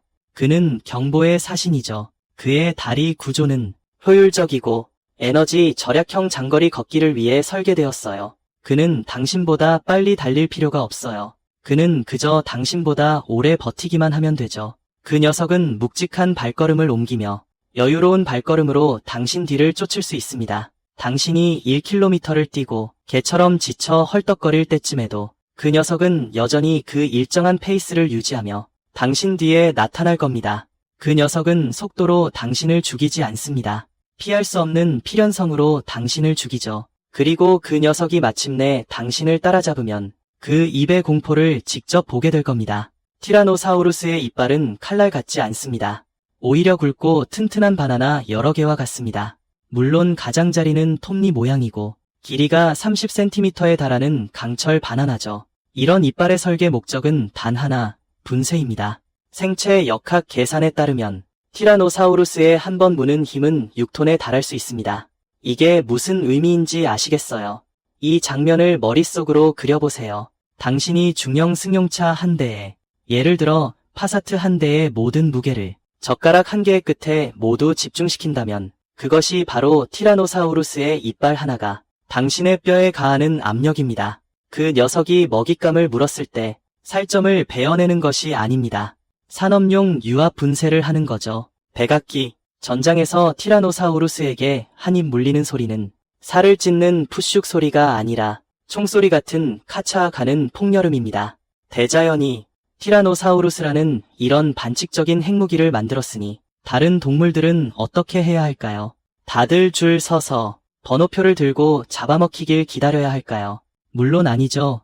진화로는 곧 끝없는 군비 경쟁이니까요. 그래서 백악기의 다른 한편에서는 초식 공룡들의 광기 어린 진화를 볼 수 있었죠. 가장 먼저 등장하는 건 바로 감룡입니다. 이 녀석의 설계 이념은 아주 간단하고 무식합니다. 내가 너보다 빠르지 못하다면 아예 물어뜯지 못하게 해주겠다. 감룡은 마치 다리가 달린 아주 사나운 커피 테이블 같습니다. 이 녀석은 무게중심을 아주 낮게 깔고 온몸이 두꺼운 골판 갑옷으로 뒤덮여 있죠. 심지어 눈꺼풀 위에도 갑옷이 돋아났습니다. 바닥에 웅크린 감룡을 마주한 티라노사우루스는 마치 한 마리의 개가 뒤집힌 철갑 거북을 물려고 하는 것 같았죠. 도무지 어디를 물어야 할지 알 수 없었습니다. 게다가 감룡의 꼬리 끝에는 거대한 뼈 재질이 추가 달려 있었는데요. 이건 장식품이 아니었습니다. 감룡의 꼬리 뿌리 부분 근육은 엄청나게 발달했습니다. 만약 티라노사우루스가 실수로 한 대 맞으면 그 효과는 마치 한 대의 전속력으로 질주하는 소형차가 정강이 뼈를 직접 들이받는 것과 같았죠. 결과는 보통 뼈가 산산조각 나는 복합 골절이었습니다. 8톤짜리 포식자에게 다리가 부러진다는 것은 굶어 죽는다는 것을 의미했습니다. 만약 감룡이 탱크라면 트리케라톱스는 중무장 돌격 기사였죠. 그들은 정면으로 맞서는 것을 택했습니다. 그 넓고 두꺼운 머리 방패는 그저 보기에만 좋은 것이 아니었습니다. 그것은 실질적인 뼈 방패이기도 했죠. 그리고 그 길고 뿔 같은 세 개의 뿔은 티라노사우루스를 상대하기 위한 기관총이었습니다. 화석 기록이 우리에게 말해주듯이 그 광경은 이루 말할 수 없이 처참했습니다. 우리는 다리가 부러졌다가 아문 트리케라톱스를 발견했고 갈비뼈가 꿰뚫렸다가 아문 티라노사우루스도 발견했습니다. 이 두 종은 그야말로 한 쌍에 평생을 얽히고 설킨 오랜 앙숙 같았죠. 마지막으로 저는 종종 간과되는 한 무리의 공룡들을 변호하려 합니다. 바로 오리주둥이 공룡들이죠. 박물관에서는 그들이 그저 멍청하게 뛰어다니는 백악기 소처럼 묘사되곤 하지만 그들은 살아남았습니다. 게다가 그 수는 엄청나게 많았죠. 왜일까요? 그들에게는 또 다른 블랙 테크놀로지가 있었기 때문입니다. 바로 치아 배터리죠. 오리주둥이 공룡의 입 안에는 수천 개의 이빨이 빽빽하게 배열되어 있었습니다. 이 이빨들은 단단히 벽돌처럼 서로 겹겹이 쌓여 있었고 넓고 거친 연마면을 이루었습니다. 백악기에는 비록 꽃이 피어났지만 동시에 매우 질기고 마모성 규산염 입자로 가득한 식물들도 많이 존재했습니다. 예를 들어 새뜨기나 속새 같은 것들이요. 그리고 단단한 침엽수와 초기 관목들까지도. 다른 초식 동물들은 이 딱딱한 것들을 보며 그저 눈만 멀뚱히 뜰 수밖에 없었죠. 하지만 오리주둥이 공룡은 이런 거친 식물들을 직접 커피콩 갈듯이 가루로 만들 수 있었어요. 이는 곧 다른 공룡들은 얻을 수 없는 에너지를 얻을 수 있다는 뜻이었죠. 많이 먹고 소화도 빠르고 성장도 빨랐습니다. 새끼도 많이 낳았죠. 이들의 생존 전략은 바로 인해전술이었어요.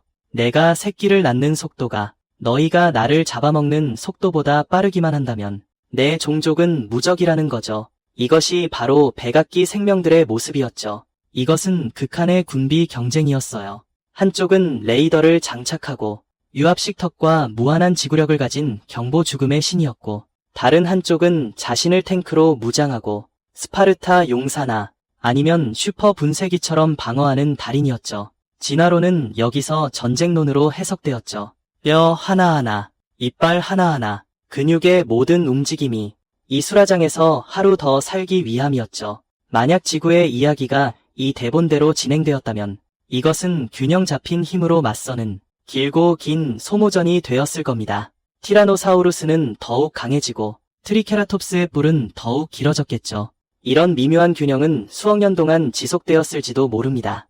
이것이야말로 완벽한 시나리오였죠. 하지만 지구는 인내심 없는 각본가 같았어요. 그는 이 연극을 보았죠. 이미 극도로 진화된 연출 말이에요. 완벽하고 흠잡을 데 없는 생명체들을 보면서 이내 하품을 했고 큰 사건을 벌이기로 결심했습니다. 그는 공룡들이 스스로 승패를 가리게 내버려 둘 생각이 없었죠. 그래서 그는 깊고 깊은 우주를 바라보았죠. 목성과 화성 사이의 소행성대에서 커다란 바위 하나가 방금 아주 사소한 충돌 때문에 궤도를 이탈한 상태였어요. 그것은 어둠 속에서 굴러가며 아주 평범한 어느 날 오후 소리 없이 지구를 향해 날아오고 있었죠. 모든 진화는, 모든 분투는, 모든 날카로운 이빨과 발톱은 바로 다음 순간 모두 아무 의미 없게 될 것입니다. 하지만 만약 이것이 공룡 이야기의 전부라면 우리는 그들을 과소평가했을 뿐만 아니라 그들을 억울하게 만든 셈입니다. 결국 공룡들은 항상 싸우기만 한 것이 아니니까요. 그들도 살아가야 했고 일어나기 싫은 월요일 아침도 있었을 것이고 어색한 소개팅 순간도 있었을 겁니다. 심지어는 이가 아프고 감기에 걸리고 관절염을 앓기도 했을 거예요. 만약 우리가 카메라를 끔찍한 사투의 클로즈업 장면에서 옮겨 조금 더 멀리 당겨본다면 이 선사시대의 거대한 짐승들에게서 놀랍게도 예상치 못한 인간적인 면모가 숨겨져 있다는 것을 발견하게 될 겁니다. 심지어는 부드러움까지요. 이제 우리는 공룡들의 사생활을 엿볼 것입니다. 그들이 무슨 색 옷을 입었는지, 그들의 진짜 목소리를 들어보고, 심지어는 그들의 병력 기록부까지 뒤져볼 겁니다. 만약 당신이 지난 세기 7, 80년대에 자랐다면 당신이 기억하는 공룡 책들은 아마 두 가지 색깔 조합밖에 없었을 겁니다. 하나는 코끼리처럼 흑빛 회색이었고 다른 하나는 악어처럼 똥색 녹색이었습니다. 당시 사파가들이 그렇게 그린 이유는 상상력이 부족해서가 아니었습니다. 그들은 매우 정직했기 때문입니다. 화석은 우리에게 뼈의 형태를 알려주지만 피부색은 알려주지 않습니다. 살과 가죽이 다 썩어버리면 색깔도 사라지니까요. 그래서 가장 안전한 방법은 그들을 거대한 도마뱀처럼 그리는 것이었습니다. 21세기 초까지는 말이죠. 야코프라는 이름의 빈터 고생 물학자가 깃털 화석 하나를 현미경으로 관찰하던 중 뭔가 이상한 작은 소시지 모양의 구조물을 발견했습니다. 이전 사람들은 이런 것들을 보면 모두 화석화된 박테리아라고 생각했습니다. 시체에 박테리아가 생기는 것은 아주 정상적인 일이니 말이죠. 하지만 빈터는 이 박테리아들을 한동안 응시하다가 갑자기 허벅지를 탁 치며 젠장 하고 외쳤습니다. 이건 세균이 아니에요. 이건 멜라노좀이에요. 여러분의 머리카락이 검은색인지 노란색인지 피부가 하얀색인지 검은색인지를 결정하는 색소 주머니죠. 가장 놀라운 사실은 말이죠. 멜라노좀의 모양에 따라 다른 색깔이 결정된다는 거예요. 길쭉한 막대 모양은 주로 검은색이나 회색이고요. 동그란 공 모양은 주로 젓갈색을 띠죠. 이건 마치 우리가 책 한 권을 발견한 것과 같아요. 무려 1억 2천만 년 전의 색칠놀이 책 말이에요. 게다가 자연은 친절하게도 색상 코드를 그 위에 남겨두었죠. 과학자들은요, 유명한 시노사우롭테릭스를 얼른 가져왔어요. 중국 랴오닝성에서 발견된 마치 라이터처럼 생긴 작은 공룡이죠. 그들이 색상 코드를 채워 넣었을 때 모두가 경악을 금치 못했죠. 그 공룡은 회색이 아니었어요. 초록색도 아니었고요. 녀석은 빨간색과 갈색, 흰색이 섞인 줄무늬 꼬리를 가지고 있었죠. 마치 직립보행하는 레서판다 같았어요. 아니면 방금 미용실에서 머리 염색하고 나온 여우원숭이 같았달까요. 다음은 미크로랍토르였어요. 날개 4개를 가진 이 작은 녀석은요. 원래 박쥐처럼 어두침침할 거라고 생각되었지만 복원 결과는 보여주었죠. 몸 전체가 새까맣지만 햇빛 아래에서는 깃털의 미세 구조가 빛을 굴절시켜서 푸른색과 보라색이 섞인 금속성 광택으로 반짝였다는 거예요. 마치 오늘날 우리가 공원에서 보는 까마귀처럼요. 아니면 찌르레기처럼요. 그건 전형적인 알록달록한 검은색이었죠. 이 발견은 공룡의 삶에 대한 우리의 이해를 완전히 뒤집어 놓았어요. 동물들이 왜 이렇게 화려한 색깔을 가졌을까요? 만약 포식자를 피하기 위해서였다면 이장용 초록색이나 흑색이 최선의 선택이었을 거예요. 시노사우롭테릭스처럼 빨간색과 흰색이 섞인 커다란 꼬리를 달고서 숲속을 어슬렁거리는 건 그야말로 어이, 여기 좀 봐, 나 여기 있어, 어서 와서 날 잡아먹어 라고 외치는 거나 마찬가지죠. 유일한 설명은 말이죠. 이 색깔이 포식자에게 보이기 위한 것이 아니라는 거예요. 짝짓기 상대를 위한 것이라는 거죠. 공룡은 시각에 극도로 의존하는 동물이었어요. 이건 의미하죠. 백악기 숲이 어둡고 무시무시한 격투장이 아니라 시끌벅적한 나이트클럽 댄스 플로어였을 수도 있다는 거죠. 우리는 합리적으로 상상해 볼 수 있어요. 수톤에 달하는 거대한 티라노사우루스가 짝짓기 철에는 얼굴이 붉게 달아오르거나 선명한 붉은색으로 변하고 아니면 목에 라이터처럼 생긴 흔들거리는 선명한 피부 덮개가 있었을지도 몰라요. 그들은 영화에서처럼 마냥 바보같이 포효만 하는 게 아니라 탁 트인 빈터에서 서툴지만 복잡한 구애의 춤을 추었을지도 모릅니다. 오늘날 극락조처럼 깃털을 과시하거나 심지어 짝을 쟁취하기 위해 어색한 막춤 대결을 펼쳤을 수도 있죠. 예전에는 흑백 무성영화 속에만 존재했던 그 선사 시대 세계가 갑자기 4K 해상도의 컬러 뮤지컬 영화로 변모한 거죠. 그렇다면 화면에 색이 입혀졌으니 소리는 어땠을까요? 스필버그는 주라기 공원에서 우리에게 하나의 표준적인 답을 제시했었죠. 티라노사우루스가 등장할 때 기청을 찢을 듯한 높고 날카로운 포효를 내질렀었죠. 그 소리는 사실 음향 디자이너가 아기 코끼리 비명소리, 호랑이의 포효, 그리고 악어의 콧소리를 섞어서 만든 겁니다. 듣기에는 정말 멋지고 무섭지만 하지만 안타깝게도 그건 틀렸을지도 모릅니다. 우리는 공룡 화석에서 한 번도 명관을 발견한 적이 없다는 거예요. 이것은 조류 발성의 핵심 기관이거든요. 명관이 없다면 공룡은 그런 높고 우렁찬 울음소리를 내기가 어렵죠. 하지만 그렇다고 공룡이 벙어리라는 뜻은 아니죠. 그들의 소리를 밝혀내려면 우리는 그들의 현존하는 가까운 친척들을 살펴봐야 해요. 악어와 화식조입니다. 그들은 공룡처럼 생긴 성질 사나운 큰 새예요. 그들의 발성 방식은 폐구 발성이라고 불리죠. 한번 상상해보세요. 티라노사우루스 한 마리가 당신 앞에 서서 말이죠. 입을 벌리지 않은 채 이빨을 드러내지도 않는 모습으로 그의 목이 부풀어 올랐습니다. 거대한 풍선처럼요. 그리고 어떤 소리가, 어떤 물리 현상이 시작되었습니다. 그건 당신의 귀로 들을 수 있는 소리가 아니었습니다. 그건 바로 초저주파음이었죠. 마치 당신이 영화관에 서 있는 것과 같아요. 가장 강력한 서브우퍼 앞에요. 아니면 이륙하는 로켓 발사대 옆에 서 있는 것과 같죠. 당신이 먼저 느끼는 건 소리가 아니라 당신의 흉강이 공명하는 것이었어요. 위가 울렁거리고 이빨이 부딪히는 느낌이었죠. 뼈를 뚫고 들어올 만큼 낮은 으르렁거림이었어요. 이런 저주파 소리는 아주 먼 거리까지 퍼지며 울창한 정글을 뚫고 수킬로미터 밖까지 도달할 수 있었죠. 그래서 진짜 백악기 공포 이야기는 이랬을 거예요. 당신은 숲속을 걷고 있는데 주위는 죽은 듯 고요하죠. 그때 갑자기 알 수 없는 메스꺼움과 공포를 느끼는 거예요. 발밑의 땅이 미세하게 흔들리는 것을 느끼고 웅덩이 속 물이 잔물결을 일으키죠. 아무 소리도 들리지 않지만 당신의 본능은 당신에게 말하고 있어요.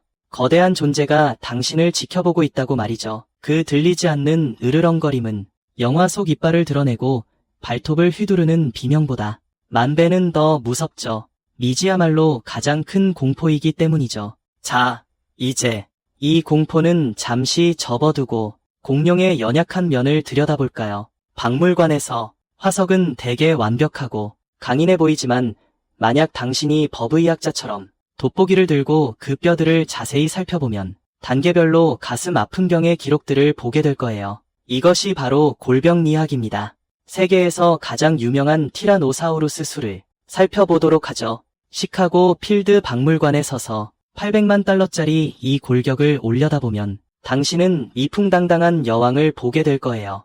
물론 우리는 그를 수라고 부르죠. 하지만 솔직히 말해서 수라는 이 특정 화석 표본에 대해서는 우리가 그의 뼈 속에서 산란기 암컷에게서만 발견되는 수질고를 찾아냈거든요. 그렇지 않았다면 수는 수라는 이름의 건장한 수컷이었을 수도 있었죠. 하지만 성별이 어떻든 그의 말년은 참으로 비참했어요. 그의 턱뼈를 자세히 보면 뼈에 끔찍한 구멍들이 매끄러운 가장자리로 뚫려 있는 걸 발견할 수 있을 거예요. 그건 물린 자국이 아니었어요. 갉아먹힌 거죠. 모제충이라는 기생충이 그를 감염시켰거든요. 이건 오늘날 비둘기에게서도 아주 흔하게 발견되는 병이에요.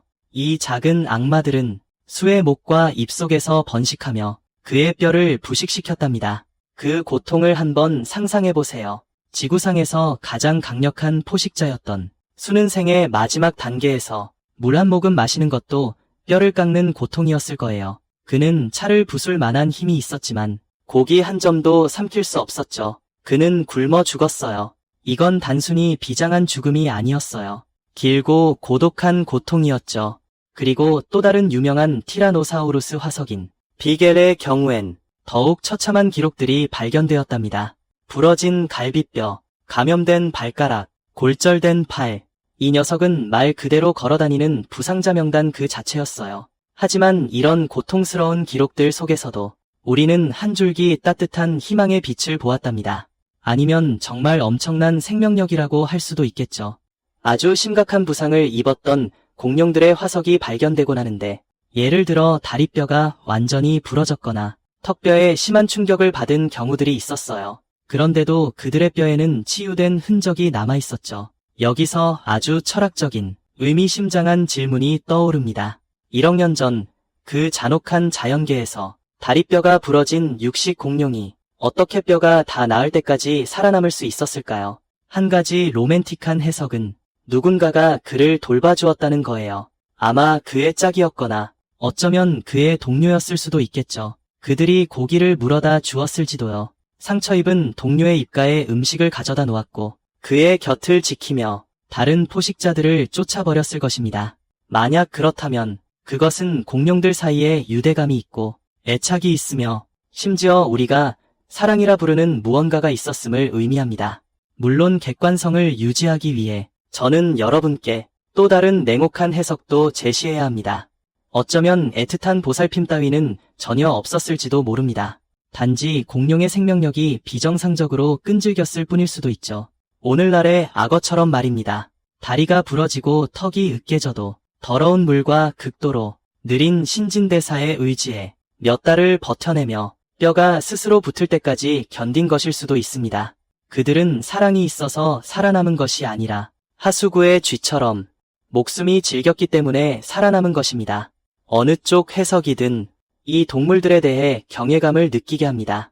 그들은 단지 사육기계가 아니었습니다. 그들도 피와 살이 있고 고통을 느끼며 생존을 위해 몸부림치는 생명이었습니다. 그들이 색채를 구별하고 소통하며 심지어 감정까지 있었다면 우리는 이 궁극적인 질문을 던지지 않을 수 없습니다. 그들은 도대체 얼마나 똑똑했을까요? 오랫동안 우리는 공룡의 뇌가 작다고 비웃어 왔습니다. 스테고사우루스 같은 4톤짜리 거구도 뇌는 호두만한 크기였으니 확실히 그리 똑똑해 보이진 않죠. 하지만 백악기 후기에 이르러 상황이 변했습니다. 트로오돈이라 불리는 작은 공룡이 등장한 것입니다. 다만 이 이름은 학계에서 논란이 있어 더 정확하게는 스테노니코사우루스라고 부릅니다. 공룡 학교에 시험이 있었다면 이 녀석은 분명 맨 앞줄에 앉는 우등생이었을 겁니다. 체중 대비 뇌 용량인 뇌와 지수 EQ가 놀라울 정도로 높았거든요. 초기 조류에 근접했으며 심지어 일부 원시 포유류를 능가했습니다. 그들은 앞을 향한 거대한 눈을 가졌고 덕분에 입체 시력을 갖췄습니다. 또한 극도로 유연한 앞발을 가졌으며 엄지손가락은 어느 정도까지 다른 손가락과 마주 잡아 이는 도구를 쥐고 사용할 수 있다는 뜻이죠. 게다가 이들은 무리 생활을 하는 동물이었고 협력해서 사냥할 줄도 알았죠. 이런 영리한 녀석들을 보면서 고생 물학자 데일 러셀은 과거에 아주 대담하고 심지어 좀 과하게 나간 듯한 사고 실험을 한 적이 있습니다. 만약 그 치명적인 운석이 지구에 충돌하지 않았다면 과연 어떤 일이 벌어졌을까요? 이 똑똑한 공룡들에게 500만 년, 1000만 년의 진화 시간을 더 주었다면 과연 어떤 모습으로 변했을까요? 러셀은 심지어 조각가에게 의뢰하여 모형을 만들게 했습니다. 공룡인이라고 불렀는데 그것은 초록색 피부에 큰 눈을 가졌고 꼬리 없는 직립생물이었습니다. 마치 50년대 저렴한 SF 영화에서 튀어나온 외계인 같았죠. 심지어 어떤 종류의 전신 타이츠를 입고 있었죠. 솔직히 말하면 지금 보면 이 모형은 좀 지나치게 자기애적입니다. 이것이야말로 전형적인 인간 중심주의죠. 우리는 우주에 존재하는 모든 고등 지능이 결국 우리처럼 직립보행을 하고 털이 없으며 얼굴도 납작해야 한다고 생각하죠. 하지만 진화는 결코 상식대로 움직이지 않습니다. 진정한 지능형 공룡은 어쩌면 아예 인간의 모습과는 거리가 멀 수도 있습니다. 어쩌면 그들은 초대형의 극도로 영리한 까마귀나 앵무새에 더 가까울지도 모릅니다. 그들은 우리처럼 손이 필요 없을 겁니다. 유연한 부리와 발톱을 가지고 있으니까요. 직립보행도 필요 없겠죠. 날 수 있으니까요. 어쩌면 또 다른 평행 우주에서는 지금의 지구가 고지능 슈퍼 까마귀 무리에 의해 지배되고 있을지도 모릅니다. 그들은 마천루 안에 앉아서 혹은 마천루 바깥의 거대한 둥지에 매달려 부리로 터치스크린을 조작하고 있을 겁니다. 포유류 흥망성쇠라는 과학 교양서를 읽으며 정글에서 살아가는 그 무리가 털복숭이에 찍찍거리기만 하는 원시적인 영장류가 얼마나 하등하고 귀여운지 감탄하고 있을지도 모릅니다. 공룡은 진화의 실패작이 아니었습니다. 그저 운이 없었을 뿐이죠. 그들의 뇌 속에서는 무지갯빛 윤기가 흐르는 깃털 아래에는 그 가슴을 뒤흔드는 낮은 포효 속에는 하마터면 문명의 문턱에 닿을 뻔했던 위대한 종이 숨어 있었죠. 하지만 역사에 만약이란 없죠. 바로 그때 그 학구적인 공룡이 돌로 견과류를 깨뜨리려 애쓰고 있었을지 모를 때, 티라노사우루스 수가 치통으로 고통받고 있을 때, 한편 하드로사우루스가 평원에서 구애의 춤을 추고 있을 때였죠. 하늘의 끝자락에 태양보다 더 눈부신 빛이 나타났습니다.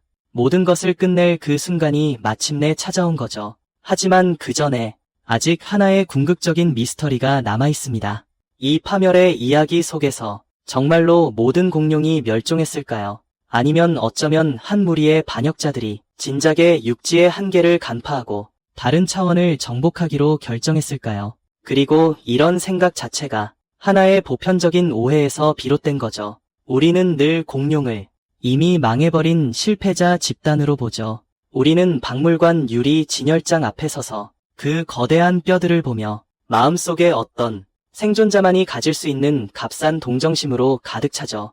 아, 정말 장관이네. 아쉽게도 다 죽어버렸네. 하지만 만약 지금 당신이 공원 벤치에 앉아있거나 아니면 KFC 카운터 앞에 서서 패밀리 버켓을 주문하려고 한다면 제가 말씀드리건대 당신은 틀렸을 뿐만 아니라 터무니없이 잘못 생각하고 있는 겁니다.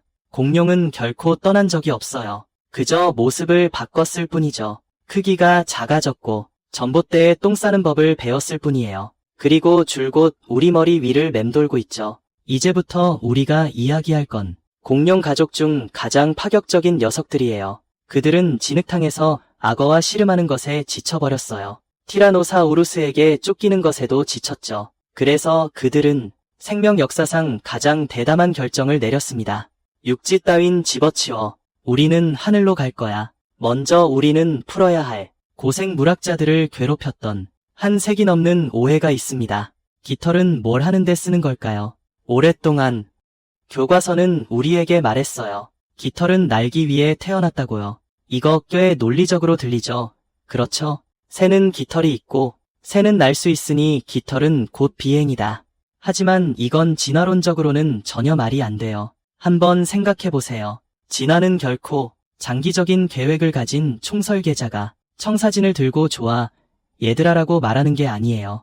우리는 비행기를 만들 거야라고요. 그러니 이제부터 나뭇가지에 이런 가벼운 것을 자라게 해. 대략 2000만 년 후면 우리는 이륙할 수 있을 거야. 진화는 근시안적이에요. 오직 오늘을 살아남을 수 있는지에만 신경 쓰죠. 만약 어떤 생물이 아주 조금의 원시적인 깃털을 길렀다면 솜털 같은 것이라도요. 하지만 이것이 날아오르는데 도움이 되지 않는다면 그럼 왜 이걸 길렀을까요? 그냥 재미로요. 답은 사실 아주 현실적이에요. 바로 보온을 위해서죠. 그리고 이성을 유혹하기 위해서요. 우리가 전에 언급했던 거 기억하시나요? 공룡은 중온성 동물이었어요. 그리고 유니클로가 없던 그 시절에는 체온을 유지하는 것은 에너지가 많이 드는 일이었죠.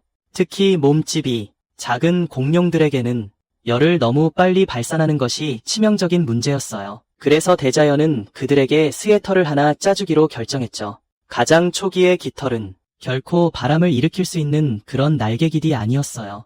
솜털 같은 깃털이라고 불리는 원시적인 구조였죠. 쉽게 말해 오리털, 즉 다운이에요. 상상해보세요.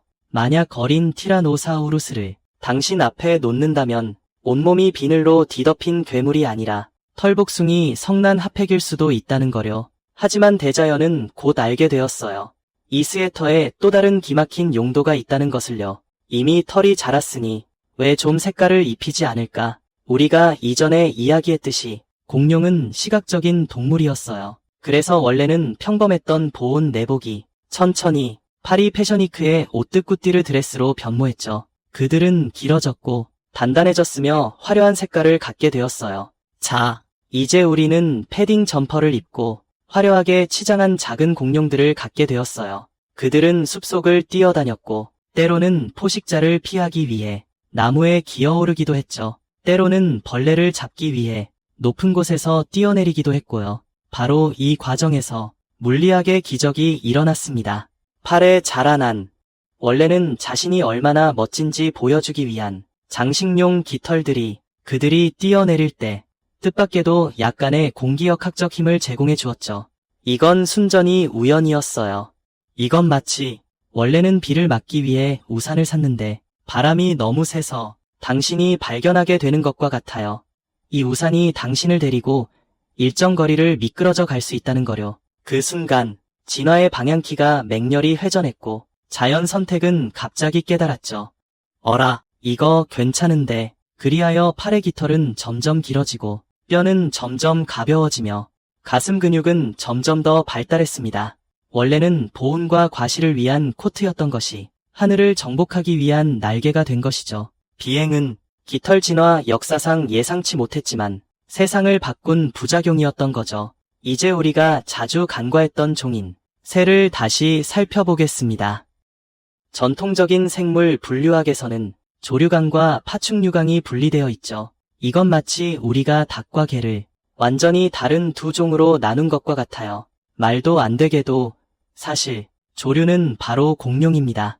게다가 그들은 공룡의 먼 친척이 아니라 수각류 공룡의 직계 후손이에요. 다시 말해 참새, 비둘기, 닭은 티라노사우루스와 벨로키랍토르는 같은 족보에 속합니다. 믿기지 않는다면 다음에 공원에 가서 비둘기에게 먹이를 줄 때 그들이 바보같이 빵 부스러기를 빼서 먹는 것만 보지 말고 쪼그려 앉아 자세히 관찰해보세요. 비둘기의 발을 보세요. 거친 비늘로 덮인 피부를 보세요. 소름 돋게 만드는 그 멍하면서도 공격적인 눈빛을 보세요. 문득 깨닫게 될 겁니다. 그건 단순히 새의 발이 아니라는 것을요. 그건 마치 축소판 공룡 같을 거예요. 만약 이 비둘기를 200배 확대한다면 이 녀석이 당신을 보는 눈빛은 쥐라기 공원의 벨로키랍토르가 그 불쌍한 아이들을 보던 눈빛과 완벽하게 똑같을 겁니다. 가장 충격적인 증거는 바로 당신의 식탁에 숨어 있습니다. 다음에 KFC에 가거나 집에서 통닭을 썰 때 고고학자의 경외심을 가지고 해부해보세요. 닭가슴살을 먹을 때 V자 모양의 뼈를 발견할 겁니다. 우리는 보통 이걸 소원뼈라고 부르죠. 해부학적으로는 쇄골이라고 불립니다. 이 뼈는 두 쇄골이 하나로 합쳐진 결과물입니다. 조류의 몸에서는 스프링처럼 작동하며 비행 중에 에너지를 저장하고 방출합니다. 오랫동안 과학자들은 이것이 조류만의 특징이라고 생각했습니다. 티라노사우루스 렉스와 에오티라누스 화석에서도 이 뼈를 발견하기 전까지는요. 티라노사우루스 렉스의 몸에서 이 뼈는 단단하고 탄력성이 없어서 단지 몸을 지탱하는 용도로만 쓰였지만 그 구조는 KFC, 프라이드 치킨 속뼈와 완벽하게 똑같습니다. 이건 같은 특허이며 단지 적용 환경이 다를 뿐입니다. 이게 뭘 의미할까요? 이건 뭘 의미하냐면 손에 닭뼈를 들고 소원을 빌 때 당신은 단순히 뼈 조각을 들고 있는 게 아니라는 겁니다. 하지만 1억 년 넘게 이어져 온 생물, 특허죠. 그래서 엄밀히 말하자면 우리는 공룡 이후 시대에 살고 있는 게 아니에요. 우리는 여전히 공룡 시대에 살고 있죠. 다만 지금의 지배자가 포유류로 바뀌었을 뿐이고 옛 지배자는 옷을 갈아입고 우리 밥상 위에 반찬이 되거나 창밖에 가수가 되었죠. 하지만 여기서 제가 찬물을 한 바가지 끼얹어야겠네요. 하늘을 날았던 모든 공룡이 다 면사금패를 받은 건 아니에요. 우리는 생존자, 편향 오류를 범하기 쉽죠. 새가 되기만 하면 살아남을 수 있다고 생각하는 거예요. 사실은 이보다 훨씬 잔혹해요. 백악기 마지막 순간, 하늘에는 온갖 종류의 고대 조류가 가득 날아다녔죠.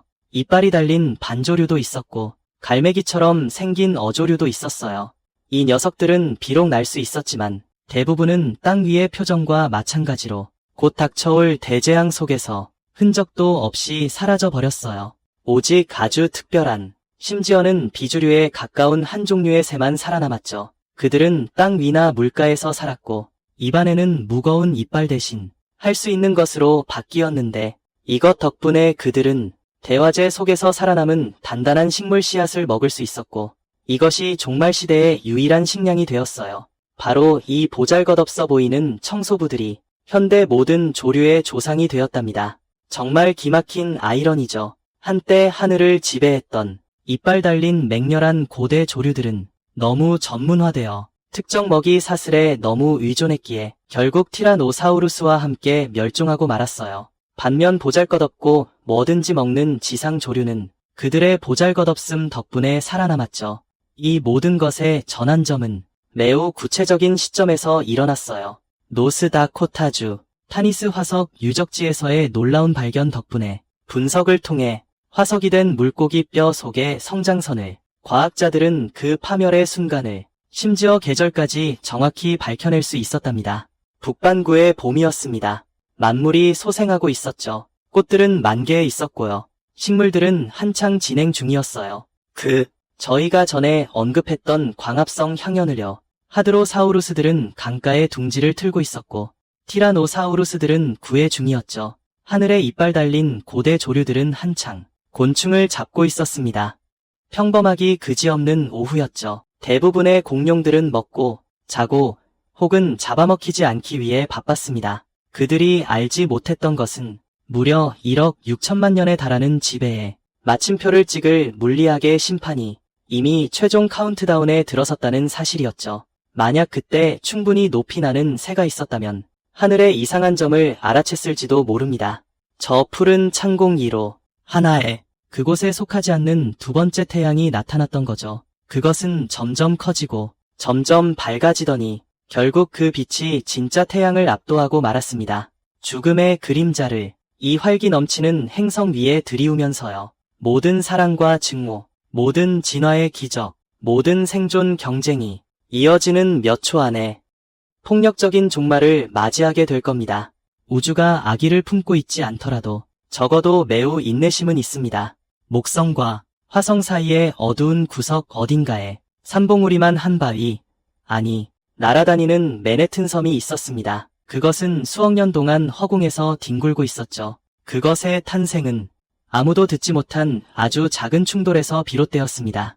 마치 당구대에서 튕겨나간 검은 점처럼. 그리고 그것은 길고 고독하며 역사에 기록될 운명적인 여정을 시작했습니다. 이 시간 동안 지구의 공룡들은 한창 전성기를 누리고 있었죠. 더 큰 이빨과 더 단단한 갑옷을 진화시키느라 바빴고 유전자라는 패를 점점 더 완벽하게 만들고 있었죠. 그들이 알지 못했던 것은 그들의 운명이 이미 수억 킬로미터 밖에서 결정되어 있었다는 사실이었습니다. 조용한 돌덩이에 포착되었죠. 그 돌덩이가 이날 종착점에 도착했습니다. 화창한 오후였죠. 대략 북반구 봄의 끝자락쯤이었습니다. 만약 그날 당신이 우주에 있었다면 등골이 오싹해지는 광경을 보았을 거예요. 지름 약 10에서 15km의 이 소행성은 시속 72,000km의 속도로 대기권을 뚫고 돌진했습니다. 이 속도는 총알보다 20배나 빨랐죠. 그 순간 그는 더 이상 단순한 돌멩이가 아니었습니다. 그는 운동 에너지 방정식이 물리적으로 실체화된 존재였습니다. 그는 운명이 던진 하나의 주사위였죠. 그리고 이 주사위가 지구의 앞으로 6,600만 년 동안의 부동산 소유권을 결정했습니다. 우선 이 사건에서 가장 사람을 미치게 하는 부분부터 이야기해야 합니다. 바로 운입니다. 만약 당신이 숙명론자라면 이 부분에서 테이블을 엎고 싶을지도 모릅니다. 왜냐하면 공룡의 멸종은 단순히 충돌 때문만이 아니었거든요. 너무나도 정확하게 충돌했기 때문입니다. 이건 적절한 때에 대한 잔인한 농담이었죠. 지구는 자전하고 있습니다. 만약 이 운석이 30분만 늦게 도착했거나 아니면 조금 일찍 도착했더라면 그는 깊은 태평양이나 대서양에 떨어졌을 겁니다. 만약 그가 심해에 떨어졌다면 결과는 어땠을까요? 물론 반쪽짜리 미국을 삼킬 만큼의 거대한 쓰나미를 일으켰을 겁니다. 해안가에 살던 공룡들은 큰 불운을 겪었겠죠. 마치 변기 물을 내리듯 바다로 쓸려 들어갔을 겁니다. 하지만 심해의 바닷물은 대부분의 열과 충격력을 흡수했을 거예요. 그리고 기화되는 암석도 많지 않았을 겁니다. 그 후 기껏해야 몇 주간의 폭우가 내리고 전 지구 기온이 살짝 변동했을 뿐일 겁니다. 몇 년 뒤 티라노사우루스는 여전히 지배자였을 테고 우리의 조상들은 여전히 동굴 안에서 벌벌 떨고 있었겠죠. 하지만 그는 그러지 않았습니다. 하필이면 그는 마치 장난기 넘치는 우주 저격수가 조준이라도 한 듯이 오늘날 멕시코 유카탄 반도를 명중시켰습니다. 왜 이곳이 최악의 약점이라고 말할까요? 왜냐하면 그곳의 지질 구조가 얕은 바다였거든요. 게다가 더 치명적인 건 말이죠. 그곳 안반층 아래에 엄청난 양의 석고가 묻혀 있었다는 겁니다. 즉, 황산칼슘과 탄화수소 말이죠. 다른 말로 하자면요. 이 운석은 그냥 물통에 떨어진 게 아니었어요. 지질학적으로는 마치 화약과 유황으로 가득 찬 폭약고에 떨어진 거나 마찬가지였죠. 충돌이 발생한 그 순간 방출된 에너지는요. 무려 히로시마 원자폭탄 100억 개가 동시에 터진 것과 맞먹는 수준이었습니다. 100억이라는 숫자가 너무 커서 뇌가 자동으로 필터링해버린다는 거 저도 알아요. 좀 더 직관적인 표현으로 바꿔볼까요? 이건 인류 역사상 만들어진 모든 핵무기를 냉전 시대의 거대한 수소폭탄부터 지금의 전술 핵폭탄까지 전부 한데 모아 1만 배를 곱한 뒤 그걸 단 1초 만에 터뜨리는 것과 같은 겁니다. 충돌 지점은요. 순식간에 깊이 30km, 지름 100km의 거대한 구덩이가 파였습니다. 이 정도 규모라면요. 아무리 웅장한 에베레스트 산이라도 충돌 지점 중앙에 있었다면 순식간에 기화되었을 겁니다. 폭발로 산산조각 난 게 아니라 그냥 그대로 기체로 변해버린 거죠. 지각은 그 찰나의 순간 고체처럼 행동하지 않았어요. 마치 돌멩이에 맞은 연못 물처럼요. 암석은 유체가 되어버렸고 사방으로 뿜어져 나갔습니다. 심지어 우주 공간으로까지 튀어 올랐다고요. 이것이 바로 다음 단계의 공포스러운 이야기를 불러왔죠.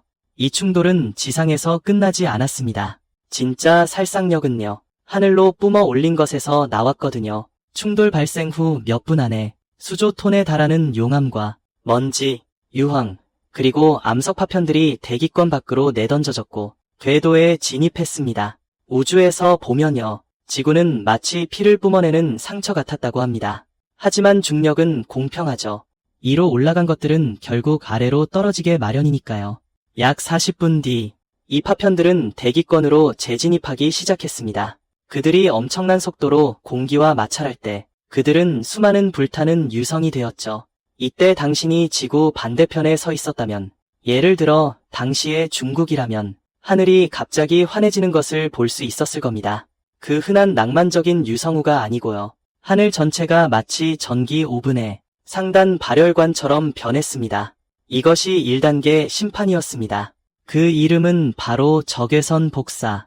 이건 단순한 뜨거운 공기가 아니에요.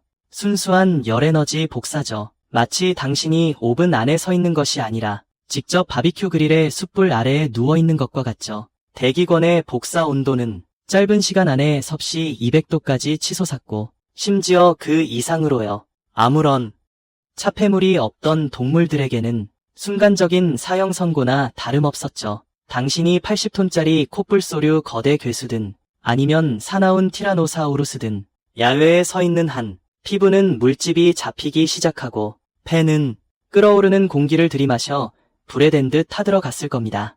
이 짧은 몇 시간 동안 지구 절반의 숲이 순식간에 불타올랐을 가능성이 높습니다. 전례 없는 전 지구적 산불 폭풍을 일으킨 거죠. 하지만 이건 그저 전체 요리에 불과했습니다. 진정한 멸종 엔진은 바로 그 후에 찾아온 긴 밤이었죠. 유카탄 반도 지하의 유황들을 기억하시나요? 그것들은 기화되어 성층권으로 진입했습니다.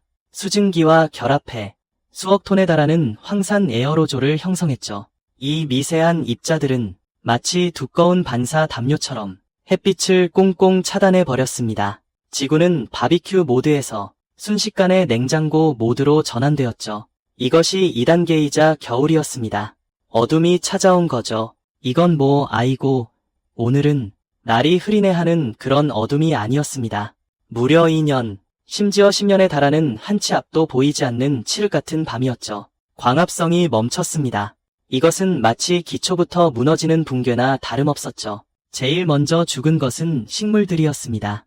햇빛이 없으니 식물들은 말라 죽었고요. 그 다음은 초식 공룡들이었습니다. 매일 수백 킬로그램의 식물을 섭취해야만 했던 오리주둥이 공룡과 뿔공룡들은 누렇게 시들어가는 대지를 보며 일주일 안에 기력을 소진하고 한 달 안에 굶어 죽고 말았죠. 마지막은 육식 공룡들이었습니다.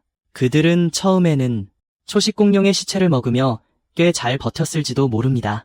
하지만 시체가 썩어 없어지자 그들 역시 종말을 맞이했죠. 한때 시끄럽고 다채로웠던 포효 소리로 가득했던 세상은 갑자기 조용해졌습니다. 거대하고 천천히 화석이 되어가는 뼈대 사이를 스치는 바람 소리만 남았을 뿐이죠. 하지만 이 죽음의 폐허 속에서도 여전히 심장 소리는 남아있었습니다.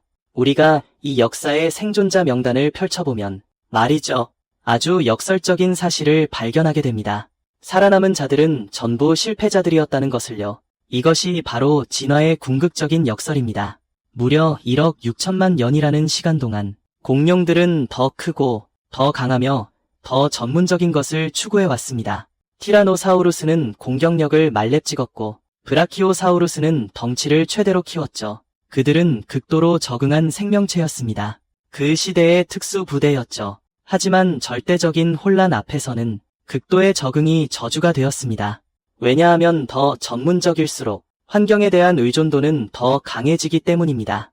환경이 급변하자 특수부대는 대개 가장 먼저 죽음을 맞이했습니다. 그렇다면 누가 살아남았을까요? 비루하고 보잘것없어 보였던 눈에 띄지 않던 녀석들이었습니다. 예를 들면 우리의 조상들처럼요. 쥐나 다람쥐처럼 생겼던 원시 포유류 말입니다. 비록 우리가 유명한 푸르가토리우스가 그 광경을 정말 두 눈으로 목격했는지 확실히 알 수는 없지만요. 하지만 분명 그와 비슷한 녀석들이 살아남았을 겁니다. 그들이 살아남을 수 있었던 이유는 바로 그들이 세 가지 특징을 가지고 있었기 때문입니다. 평소에는 좀 부끄럽게 느껴지지만 종말에는 생명을 살리는 특징 말이죠. 첫 번째는 작은 몸집과 굴을 파는 습성입니다. 그들 대부분은 고작 몇백 그램밖에 나가지 않았고 신발 한 짝보다도 작았죠. 가장 중요한 건 그들이 굴을 팔 수 있다는 겁니다. 그 바비큐 그릴 원리 기억하시나요? 하늘이 뜨거운 열기가 되는 순간 지하 1m 깊이로 파고 들어가거나 바위 틈새에 숨기만 하면 치명적인 열복사를 피할 수 있었죠. 지표면은 지옥이었지만 지하는 방공호나 다름없었습니다. 두 번째는 가리지 않는 식성입니다.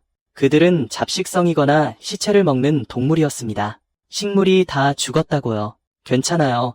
벌레를 먹으면 되죠. 벌레가 없으면 뿌리줄기를 먹고 뿌리줄기도 없으면 공룡 시체를 먹으면 됩니다. 쥐 한 마리에게 죽은 트리케라톱스 한 마리는 3년 동안 먹을 수 있는 고기 산이나 다름없었죠.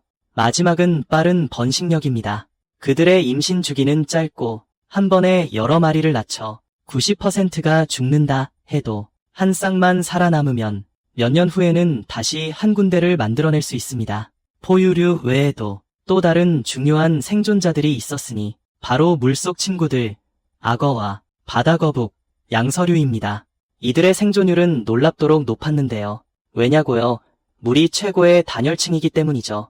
육지 공룡들이 바싹 익어버릴 때 물속에 숨어있던 악어는 아마 수온이 살짝 따뜻해졌다고만 느꼈을 겁니다. 게다가 담수 생태계는 부식지를 기반으로 하거든요. 예를 들어 썩은 나뭇잎 같은 것들이요. 광합성이 멈춘다 해도 물밑 생태계는 오랫동안 유지될 수 있었습니다. 악어처럼 몇 달 동안 아무것도 먹지 않고 마시지 않아도 되는 대기 마스터들은 그야말로 종말을 위해 태어난 존재들이었죠. 이것은 확률의 승리였지 유전자의 승리가 아니었습니다. 공룡은 아무것도 잘못하지 않았습니다. 그들은 게을러지지 않았고 진화를 멈추지도 않았습니다. 그들은 여전히 지구상에서 가장 완벽한 생명체였죠. 그들은 그저 운에 진 것뿐입니다. 그들은 돌덩이에 젖고 유카탄 반도 지하에 유황해졌으며 그 재앙적인 순간에 진 것입니다. 이 대멸종은 우리에게 가장 깊은 교훈을 남겼습니다. 진화의 카지노에서는 영원한 승자는 없다는 것을요. 때로는 아무리 좋은 패를 가지고 있어도 딜러가 테이블을 엎어버리면 소용없는 법이죠. 마침내 연기가 거치고 이 과정은 수십 년이 걸렸을 수도 있습니다. 햇살이 다시 대지를 비쳤을 때 지구는 이미 완전히 다른 모습이었습니다. 거대한 그림자들은 사라졌고 숲속에는 더 이상 땅을 울리는 발소리가 없었죠. 하지만 그 거대한 갈비뼈 그림자 아래 불에 탄 나무 그루터기 옆에서 털북숭이 작은 머리들이 하나둘씩 고개를 내밀었습니다. 그들은 눈을 깜빡이며 이 텅 비어버린 새로운 세상을 바라봤죠. 어쩌면 아직 조금은 두려웠을지도 모릅니다. 결국 그것은 유전자의 1억 년 동안 각인된 공포였으니까요. 하지만 잠시 후 그들은 한 가지를 깨달았습니다. 조용해졌잖아. 우리를 잡아먹던 괴물들이 사라졌어. 이 세상은 이제 주인이 없군. 손오공처럼 생긴 작은 녀석이 용감하게 굴 밖으로 기어나와 몸에 묻은 흙먼지를 털어냈습니다.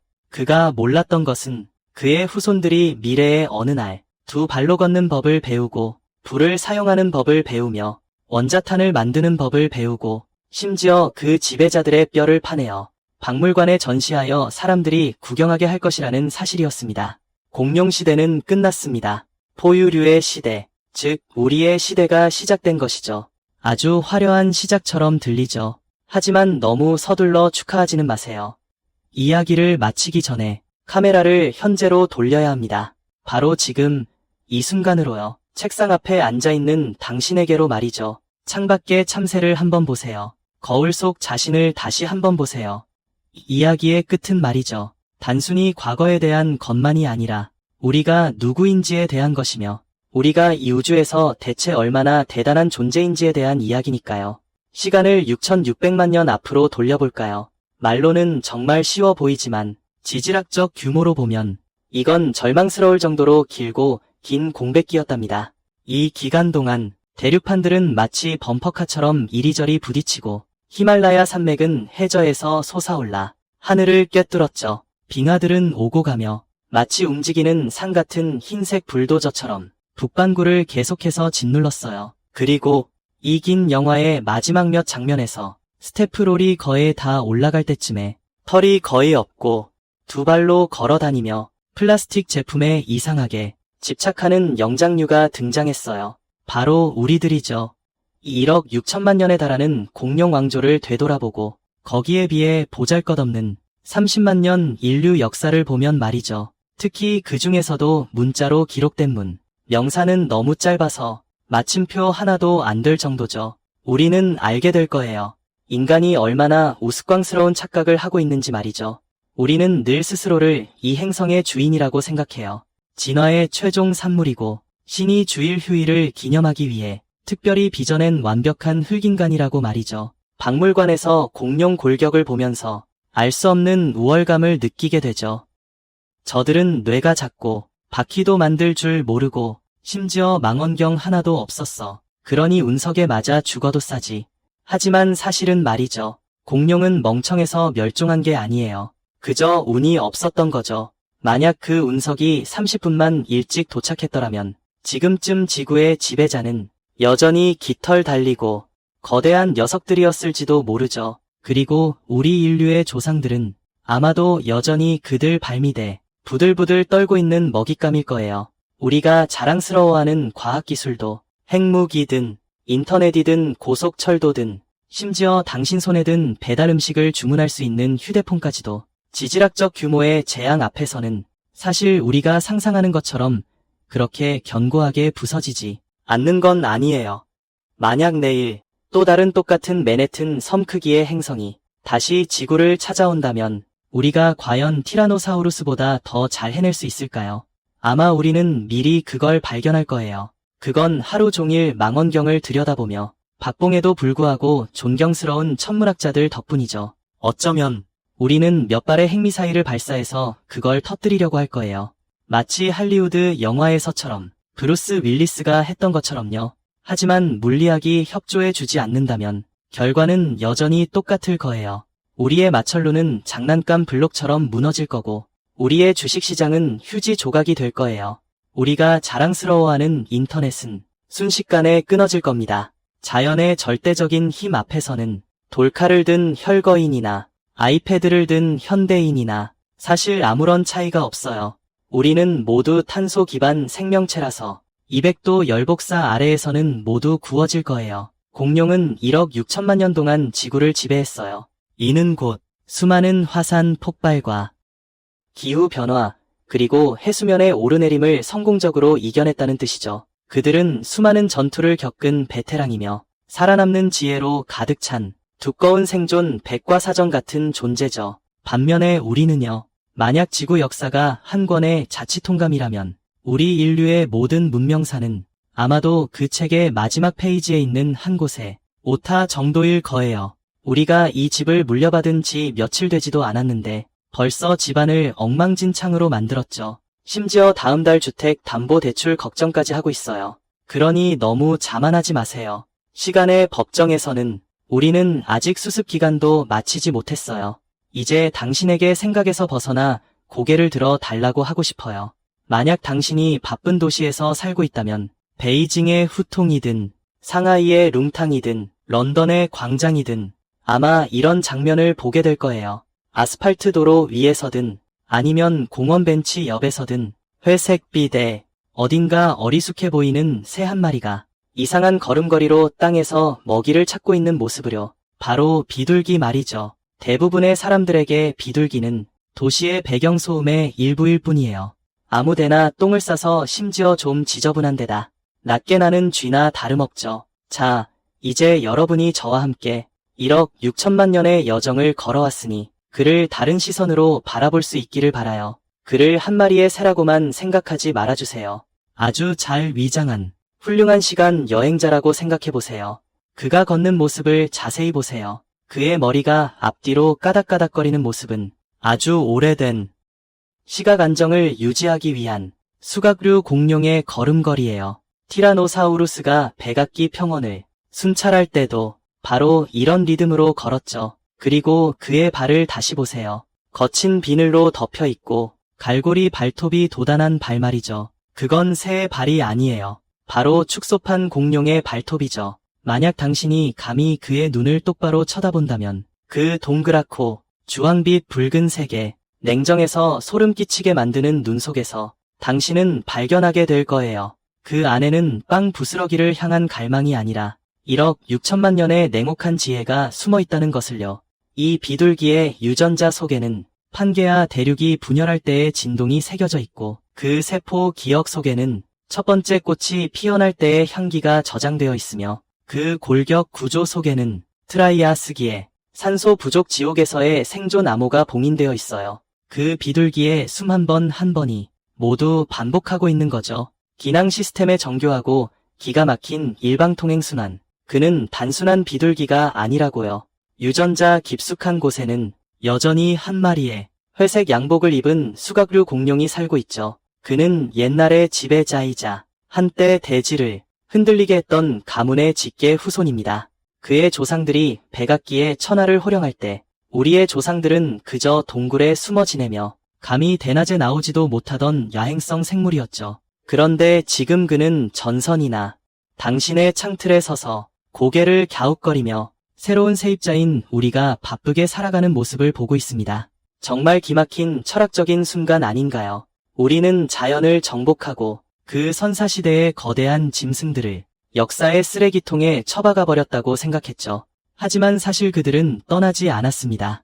그저 생존 전략을 바꿨을 뿐이죠. 그들은 몸집이 큰 것이 저주이고 강한 것이 짐이라는 것을 깨달았습니다.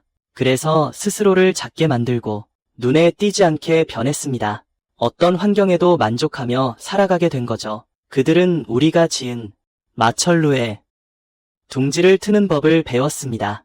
그들에게는 그곳이 인공절벽인 셈이죠. 우리가 남긴 감자튀김을 먹는 법을 배웠고 우리의 소음을 견디는 법을 배웠습니다. 그들은 더 이상 세상을 지배할 필요가 없습니다.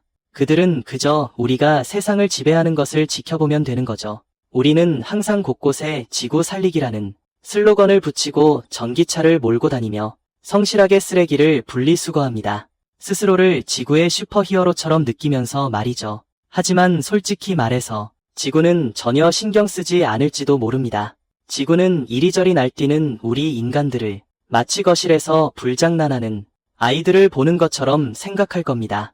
하품을 하면서 달력에 날짜를 표시해두고 말이죠. 우리가 언제쯤 스스로를 완전히 망가뜨릴지 지켜보고 있을 겁니다. 지구는 마그마로 뒤덮였던 고통스러운 시기도 겪었고 얼음과 눈으로 완전히 뒤덮였던 눈덩이 지구도 경험했습니다. 지구는 공룡마저 멸종시켜버린 대재앙을 겪고도 지구는 아주 튼튼합니다. 우리의 보호는 필요 없다고요. 지구는 잘 지낼 겁니다. 진정으로 나약한 건 우리 자신이죠. 그러니 다음에 당신이 길을 걷다가 비둘기 한 마리가 길을 가로막고 서서 고개를 갸웃거리며 당신을 쳐다보는데 비킬 기미가 조금도 보이지 않을 때 그저 멍하니 있다고 생각하지 마세요. 당신은 충분히 의심해볼 만합니다. 그 작은 머리통 속에 1억 년 넘게 이어져온 파충류의 뇌 속에서 놈은 지질시대를 초월한 냉엄한 시선으로 당신을 꿰뚫어 보고 있을 거라고요. 게다가 지극히 단순하면서도 지극히 치명적인 질문을 던지고 있을지도 모릅니다. 헤이, 신참, 털 한 오락이 없는 너희들은 이번엔 여기 얼마나 머무를 작정이야? 라고 말이죠.